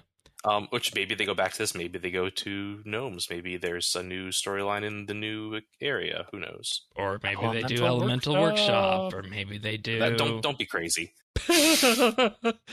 Or maybe they do some Erebus hijinks, or who Camelot. knows. No, they're never going to do Camelot again. No. The Terra Guardian Knights? But when we get back to the jail, we see it's been refurbished. Thanks to Bill. There's a nice bed that's perhaps a bit too small. He is tall. Zemouregal is very tall. It's tiny Zemo-sized. There's a desk. I'm in free camera mode right now, but remind me, Avernick, what was the examine of the book you highlighted? There's a book that says it's about the shadows and Erebus and stuff. Very explicit, which I was surprised by. But maybe he's more interested in what Bill's doing. And, of course, the pinup finger painting. Yeah. Which provided by Bill. Thank you, Bill. Provided by Bill. From memory or from reference, we're not sure. Bill and Zemo are my new OTP. I was really rooting for Bill and Rodney from Murder on the Border. What's OTP? We can get a love triangle going. One true pairing. Oh, okay. Welcome to Tumblr. We can get a love triangle going. I think there's room for some intrigue there. Is there room in that cell? Maybe. They even we can expand the cell. Yeah, there's a cell next door. We can knock a wall down. I hope that's how we progress the fort from now on. Is just building out the cells. I have some people I'd like to put in cells. Increasingly elaborate dungeon. You have some what? I have some people I'd like to put in cells. Just remember, get consent first. If they walk on your territory as a Duke, you can put them in prison. It's your right. And of course, we do have to give credit to the art team for doing that painting. Obviously, it's far less detailed than the ones that we've seen, but it has all the features we've come to expect in these fine Majorat pieces of artwork, its including own level of detail, including the toes and the feet, as everybody likes highlighting. This is a quest which uses a lot of the Gate of Elidinis art assets, and the Zemo Cell art assets are one of the very few unique things to this quest, not from the other updates. So the fact that made the cut, well worth it. Yeah, like I feel like you could, like I feel like the table you can probably pull. I feel like maybe the table came from like the Violet quest or something, or the Christmas area. Same with the bed. I mean, there's a lot of the structures are probably like standard kit. They could have very easily just pulled all of Zemo's old furniture from Centiston. We gotta leave something that we can incentivize him with. His... we need something to encourage his cooperation in future quests. Well, help us defeat Bilrock, and we'll give you your spike chair back. Well, that pretty much brings us to the end of Ode of the Devourer. I don't know if it wraps up with Bill and the people of Alcor thanking us, which is the tight package that we were promised. Nice closed loop. Yeah. Yeah, and we can just, leave the fort as is, and the RuneScape players can be happy moving on to something else. And there we have it. And there were also lots of fun little tidbits in terms of examine info. We highlighted the cabbage one throughout, but highly recommend going back to the cell after the fact and just examining everything, because there's examine info on everything. Like the painting set. Looks like these were intended to be used for construction projects, not fine art. So, go examine those. I wonder what Bill was planning to paint purple, but... Right? Is there anything... I guess you gotta be prepared. Is there any other examine infos from in the quest that we should highlight on our way out here? I don't know if I don't remember any other good ones. Yeah. The ceremonial dagger at the ritual site said it was Blackstone. Yeah, that's true. Again, leading into what players want. I think so. The fact that the section of the quest that was so about Bilrock and Moya and all that stuff was the section with all the Erebus Blackstone stuff. We're just pivoting off of that now, so we were on the way. Players said in the survey that they wanted to return to old quests. Off of the Erebus stuff. Is this what you people wanted? You could have had Zautak. It was getting there. You don't know what the next quest was. It had Bilrock purple. We may never know, should it become unfinished business. Don't jinx it. I know. There's a world where it all happens and everybody, retires happily, and we can just say that we played RuneScape. And this might be a weird question, but so during the 6th stage in the Elder God Wars, I think we would all say pretty definitively there was a quote-unquote main story. Yeah. Yeah. And I'd say until they said they were pivoting to the desert, there was still a main story. The Age of Chaos stuff, the Legacy of Zamorak into the fort. Are we pivoting off the main story, or are we going back to a version of RuneScape that doesn't have a main story? I think we're going back to a version of the RuneScape that doesn't have a main story, and I am 100% okay with that, because it works very well on the old school side, and I don't think they should have ever left. Well, I don't entirely agree. Whether or not they should have ever left is a more subjective question. In terms of what they're doing, I think they're kind of going to be doing both. Like a main story, but they detour off of it semi-often. Well, I don't think we're going to go back to 2008, where you can have quests in 3 different corners of the world advancing 3 different storylines. I think that they're going to be doing a single storyline, in the sense that quests are going to tell one story, one continuous story. Mm-hmm. Right. I don't think there's an expectation that every storyline is going to be inevitably the result of the story that came before it. That's a good point.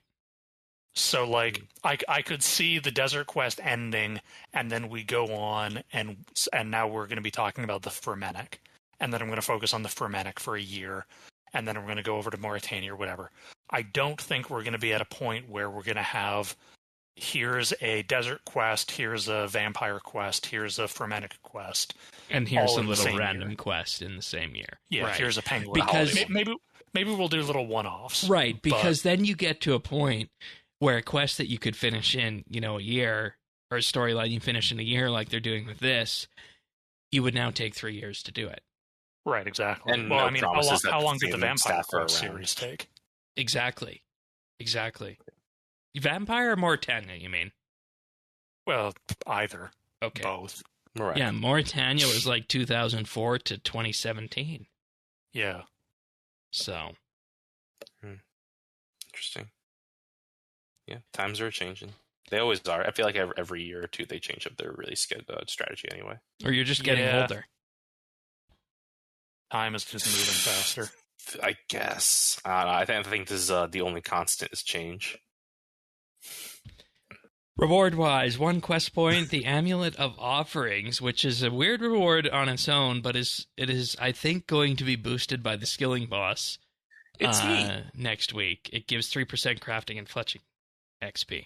I think it's just a good reward in general, and the fact it gets better is better, but if you were interested in the skilling boss, I think this is something that might entice some people. Yeah, and that is the main attraction of the rewards here, is that you do unlock that. It definitely is. Oh, for sure. You also get... Almost surprised there were other things. Yeah, absolutely. 50,000 mining XP, 50,000 agility XP, 50,000 divination, and 50,000 crafting, plus 2 lore books, Elidinian Mysteries 1 and 2. Yep. So give us some lore on Elidinis, finally. Yeah. I guess we should probably say some things about them because we're lore people. I read them.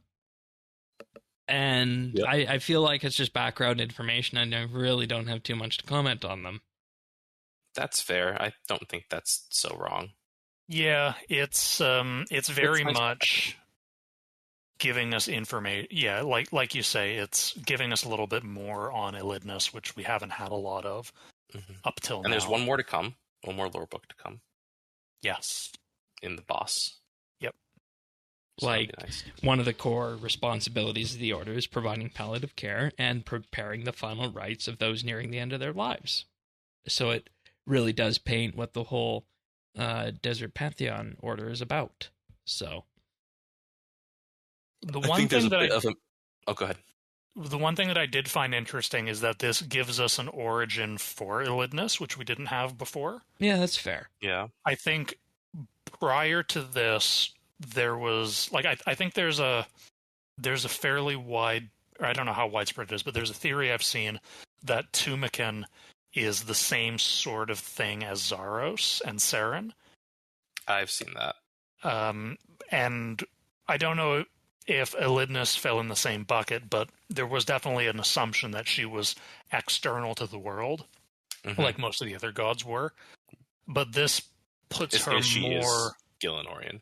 Yeah, this puts her as explicitly a Caridian woman who ascended from some divine artifact. Yeah, something very mysterious that I don't think we can really put a good theory to. Yeah, it's also presented as a legend, so it may not even be true. But I think there is a little MacGuffin in the book that she hid something underneath the River Elid that was her power. Yeah. So that might come into play during the desert quests, but it might. It could not. Yeah, and like I said, there's lots of things here I think they could pull on lore-wise, but when it comes to the background information, I just feel like it's something that provides that little extra cherry on top for the people who are looking for that as they get into, the coming 3 quests in this to wrap this up on here. And future inspiration for stuff they could expand on further if they feel. Yeah. Do you think we end with a Grandmaster? No. Yeah, didn't they say they're not doing Grandmasters anymore? I think they said if they're doing it, it's like more of a thing. They're going to be very rare. Could you make the argument this is the time to do it? Yes, based on the timeline they've said they're doing these quests in. I don't think so. Okay, because they said they're doing 3 quests in 9 months. So that's 3 months of quests. So the last one's not really any bigger than the ones before it. And keep in mind, they said that they started working on this quest at the end of May. So to give you an idea of what the production pipeline looks like for something like this, that I will say is a medium-sized quest, and then you expand that out to be something larger, you would need to see work starting on that by the end of this year to land in June. The boon for the last quest is that it's going to be able to lean on, much like this one was able to lean on the skilling boss, it gets to lean on the Amascut boss. Right. So that will make it feel a little bigger. Hey, and we get to bring the PVMers along for Quest Week for all these weeks because they're gonna, they love having to do their quests, right? They better learn. Well, there's no Quest Helper plugin here that basically tells them what buttons to push and how hard to spacebar. So they still gotta, do a bit. How hard to spacebar? 2 newtons of pressure. You hold it down just right. The inputs skip just enough. You do the Homer Simpson thing. You get one of those little drinking birds. Really? Funny story. Speaking of, space bars and buttons and spoons and forks and all that on keyboards, back in the day, the RSBANDB website was hosted on a server of another fan site, and we crashed their server. Oops. You know why? Because you stuck forks in it? Huh? You said something about forks. Did you stick forks in it? No. We had a forum called The Sandbox that had no post count on it, and, people could just post whatever, spam their heart's content. Sure. And we had a thing, hey, extend this topic out to 10,000 views. So somebody rigged a spoon on their keyboard so that it would continually press the F5 button, and that was enough to derail the server the site was on. Nah, you DDoSed a fan site. Yeah, and this was also back in the day when PHP wasn't very performant, and I say that, and it's still not ideal, but it's gotten better. It has. But that's the quest. Final ratings out of 5.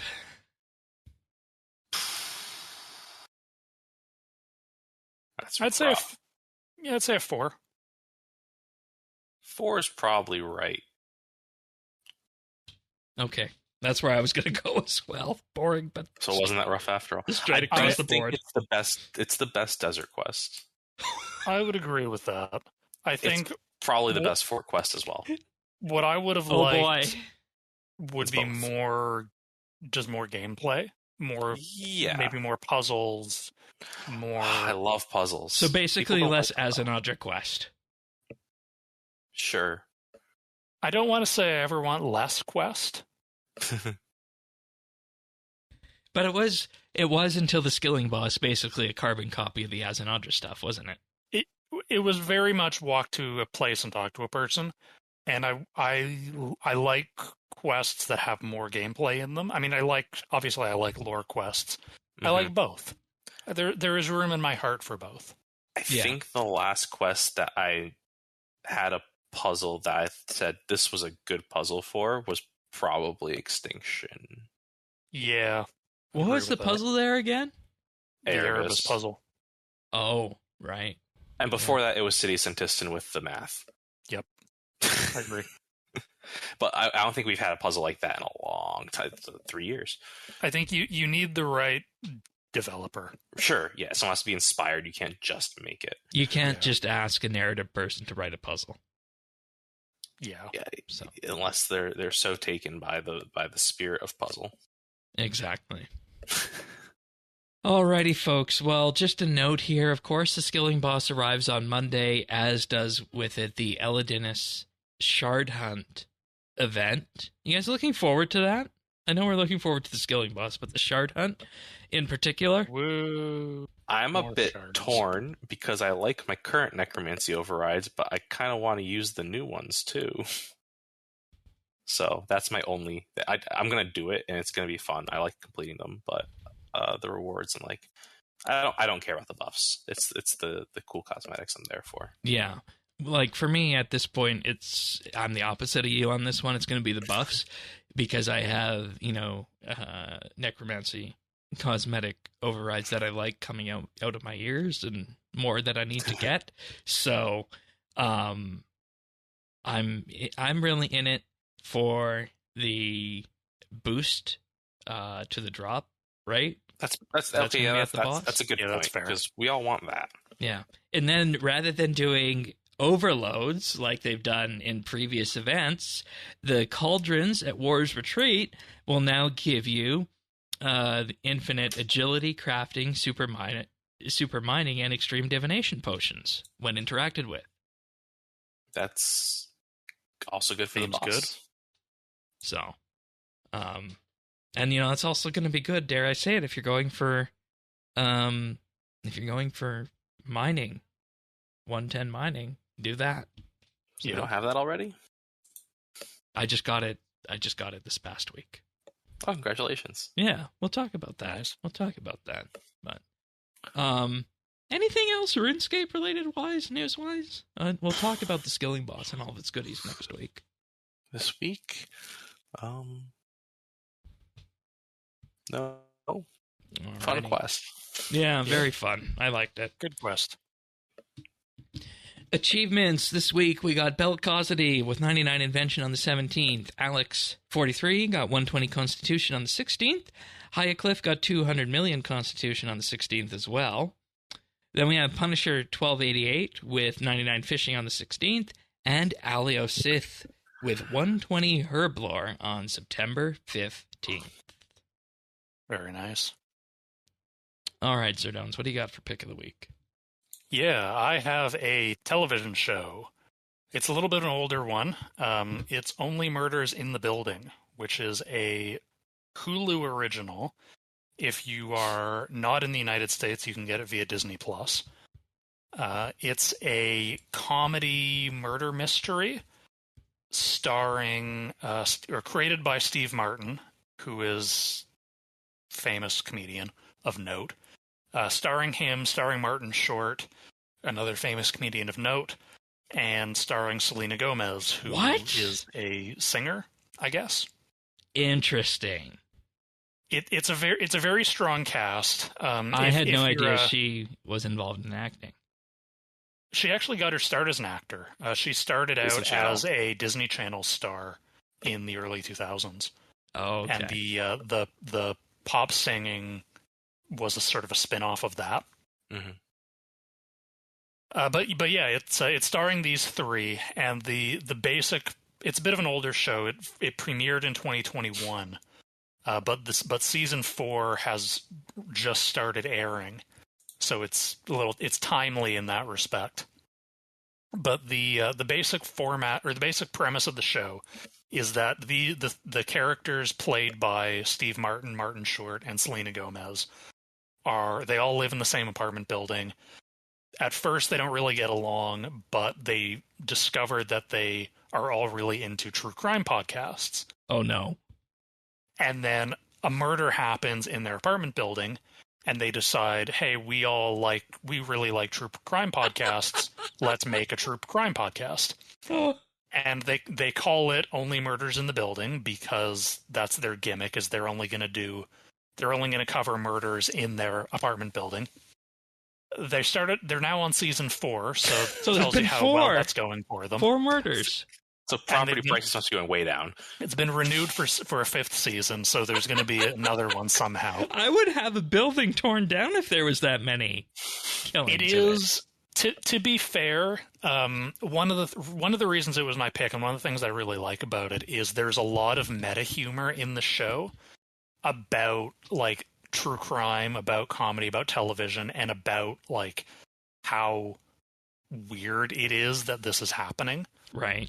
Like I think in the 2nd season, it's a minor plot point that, or it's mentioned in dialogue that the apartment building board is talking about evicting them because the residents are all mad at them because there have now been 2 murders that you people are profiting from. You're clearly bad luck. And in the most recent season, there's a plot. It's a plot point that Paramount Studios is making a film based on the podcast, and the residents of the apartment building are all up in arms about turning the building into a filming location and how that's going to disrupt their lives. And there is a lot of self-aware humor about how ridiculous the premise is, but it's funny. It's cleverly written. It does a good job of setting up the murder mystery and setting up the false leads that they go down, and ultimately having all of the information tied together in the end, which is something that I think a lot of Do you get to see them solve the crimes? You do, yes. Like the premise of each season is there's a murder at the start, and each season is them solving the murder. So they're going through the process of, hunting down clues and following up leads, and they go down, they chase red herrings, and they find people who are acting suspicious for completely unrelated reasons. Like in the first season, they initially peg one of their neighbors, played by Nathan Lane, as the murderer because he acts incredibly suspicious. But it turns out he's just smuggling, or he is suspicious because he's running an underground gold smuggling ring. So like they find people, they find all these false leads, but it all ultimately ties together. You get all the information. It is very much a fair play whodunit. You get the information. It is presented to you fairly. It ties up well at the end of the season. And it's funny. It's the characters have good chemistry. Steve Martin and Martin Short get along very well. Selena Gomez is better than I think I expected her to be. Yeah, and that's the thing. When you first mentioned this, I was wondering, like, what kind of quality level are we looking for on this? Is this like an actual, top tier quality show, or is this more? Oh, it's definitely high quality, mockumentary kind of thing. No, it's high quality, high production value. It takes itself very seriously, despite being a comedy. One of the other things, actually, to that effect, one of the other things that's very interesting about it is they get really high caliber guest stars. Oh, interesting. Like I mentioned Nathan Lane. Sting was a minor character, the musician Sting. Matthew Broderick, Jimmy Fallon, Amy Schumer, Mel Brooks, they've all had cameos. Paul Rudd and Meryl Streep were major supporting characters in season 3, which is a wild get. And this for is a streaming who show. is this again? It says Hulu, right? This is Hulu. Yeah, it's Hulu show, which is Disney. Okay. So they have Disney money. Right. Which is probably where a lot of this is coming from. And it's also like Steve Martin and Selena Gomez and Martin Short are all executive producers. So they're putting their money in as well. So they have a say in the money with it. And obviously, like Steve Martin and Martin Short, they've been around the industry for a long time. I'm sure they have a lot of friends that they've pulled in. Andrea Martin had a couple of guest spots, which I'm sure was someone calling in a favor. I think it'd be interesting in this show, and obviously I haven't watched it, if in one of the seasons one of the murders is one of the main characters. Funny that you say that, because in the current season, so Steve Martin's character, his backstory is that he's a washed-up TV actor, who he's famous for one show that he did in the 70s, and then he's basically done nothing else. A recurring minor character is his old stunt double, played by Jane Lynch. And she is the victim of season 4. But the prevailing theory, because like one of the jokes is that Jane Lynch's character fills in for Steve Martin's character in all manner of things. He actually fobs off breaking up with a girlfriend onto her in one season. So it's the in-universe theory is that he was actually the target of the murder in season 4. It's unconfirmed. There are only a couple of episodes. I mean, maybe what if one of those characters was murdered? Yeah. No, I know what you're saying, but okay. They got close. They've gotten close to it. All right, that's interesting. And, I don't think Paul Rudd was the victim in season 3. Okay. I don't think that we normally, see shows like this. We really don't. It's an interesting premise. I've really come to appreciate good murder mysteries recently. If you're looking for another one, the Poirot series from ITV from the 90s, very good. But there's not very many good murder mysteries anymore. Yeah, I've found. Yeah. Or I really appreciate this. Supernatural or something like that, right? Well, yeah, some of them go supernatural. Before watching this one, my wife and I watched Death and Other Details, which is I think another Hulu original. And that one was sort of trying to do the same sort of thing. It wasn't comedic, but it was trying to do the kind of like Knives Out, Clue, Sherlock Holmes, like super intelligent detective, pieces things together kind of murder mystery. Yeah. But it was just too up itself. Like it was too kind of twisty for the sake of twisty. The twists didn't really make sense. So that was very disappointing. But this Only Murders is very good. Strongly recommend. Alrighty then. Murder mysteries. Yeah. Sounds interesting. I'm not necessarily for comedy in general, but the aspect of this does sound interesting, so I might give it a look. I will also say it does a very good job of balancing the comedy and the seriousness, because like it is ultimately a show about murder. Right. So it is very dark, but they do a good job of balancing the darkness against the comedy. Fair enough. I know we've been doing questing this week, so I don't know if either of you guys have anything extra to talk about in terms of what we've been doing on RS, aside from the quest. Quest this week, trying to get a little Nakatra back in before I ditch it to do the skilling boss exclusively. Yeah, how's that going for you?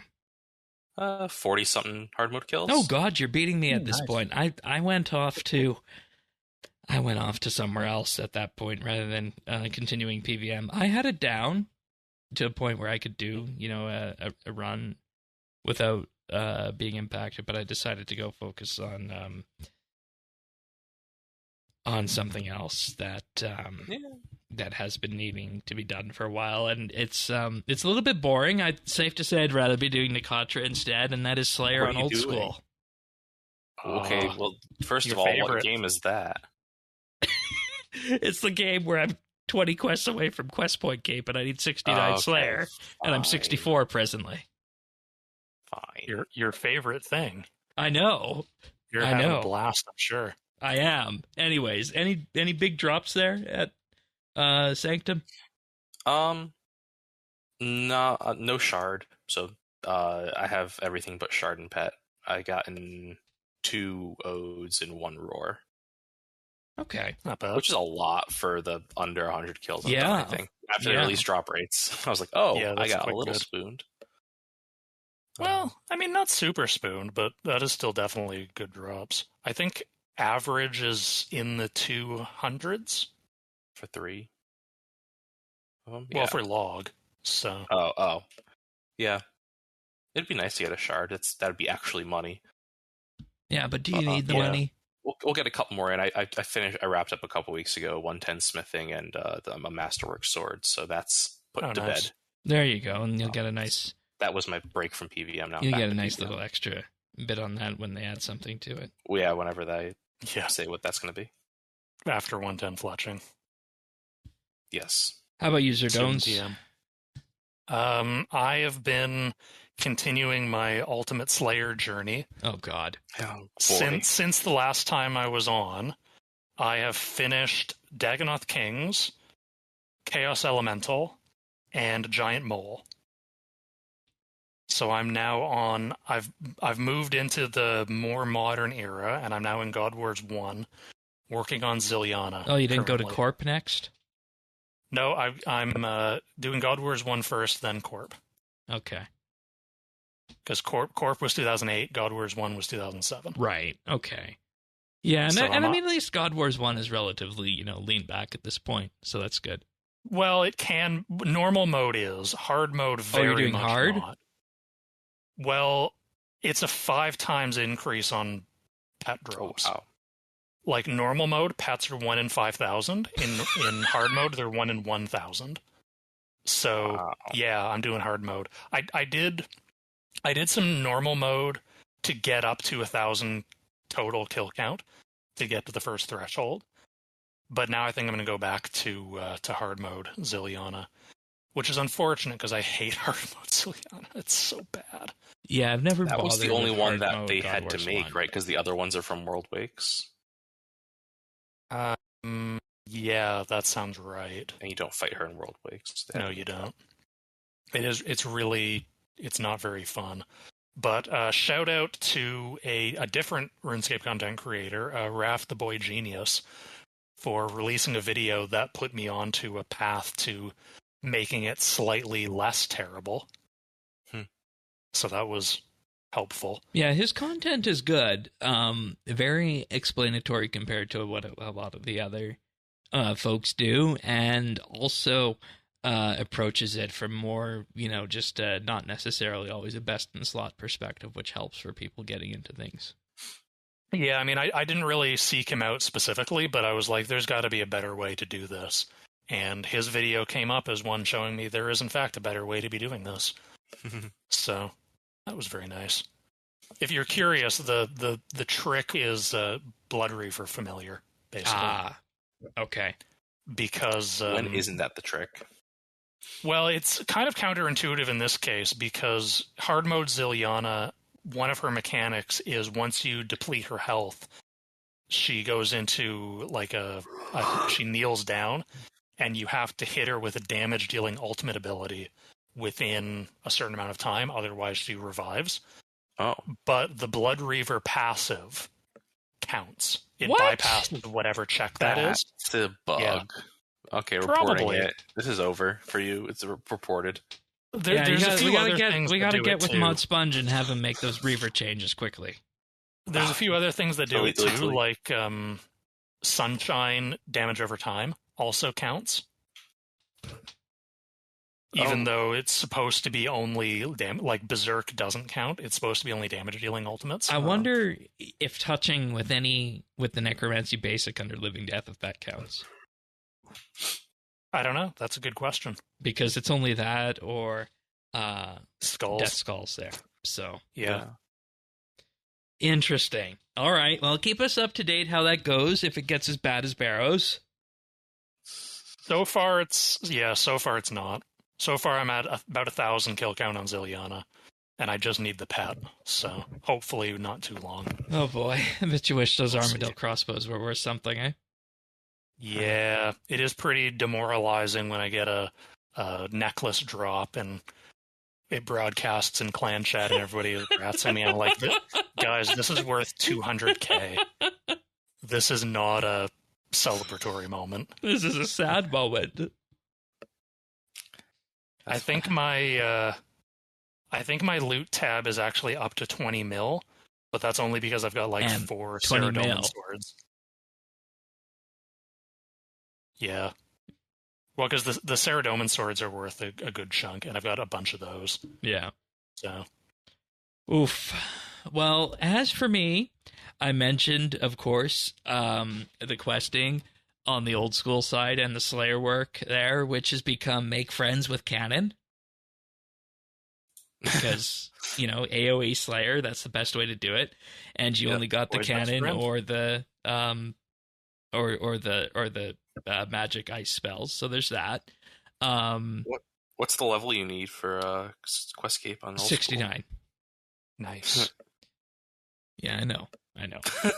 Sorry, that I shouldn't have laughed. That was instinctual. It's okay. Lots of people have laughed when I've said that. But aside from that, on RS3, I got 110 mining. Nice. And I've been gradually working towards getting all the bars needed to make my own primal sets that will be converted into burial on the next double XP. Yes. And it's around 8 or 9 full sets that I need with the double XP and the bonus XP I have. So it's really not too bad in terms of the amount of ore that I need from level 104 or whatever I'm at. So yeah. Are you going to make a sword? I'm going to see what the passive is first. Okay. I don't use melee, so it would have to be a really good passive to get me to sink the time and the resources into it. Yeah, that's fair. Yeah, but makes sense. Yeah, just working towards the final quests on Old School, as I mentioned as well. We're about 20 quests away from the end there, so that should be early next year based on the speed that we're going. We do 1 or 2 a week, but this week we do have some interesting content coming up there in relation to good timing. One of their skilling bosses got some updates, so if you want to hear about that, you can always hear Sirion and myself talk about Old School things over at update.show/OS. It's going to be a busy RuneScape week for me next week because in addition to the skilling boss here, we got Varlamore Part 2. I'll probably hop on for that, at least do the quests. Yeah. We should talk about that. I was actually talking with Sirion about maybe roping you in for that if you're willing for quest week. Oh goodness. Yeah. We'll see. Yeah, we'll see. As long as it's no perilous moons, right? That took you some time. That took me, a week or two, because my combat stats are like in the 50s or 60s, man. Yeah, that's tough there. But in any case, that pretty much brings us to the end of this episode. If you want the podcast delivered automatically to you, the best way to do that is to subscribe. Update.show/subscribe, Apple Podcasts, Spotify, Pocket Casts, and more, as well as YouTube at youtube.com/RSBANDB. But we'll be back next week to talk about the Gate of Elidinis, RuneScape's second skilling boss. See you then, everyone. Take care. Bye. Bye.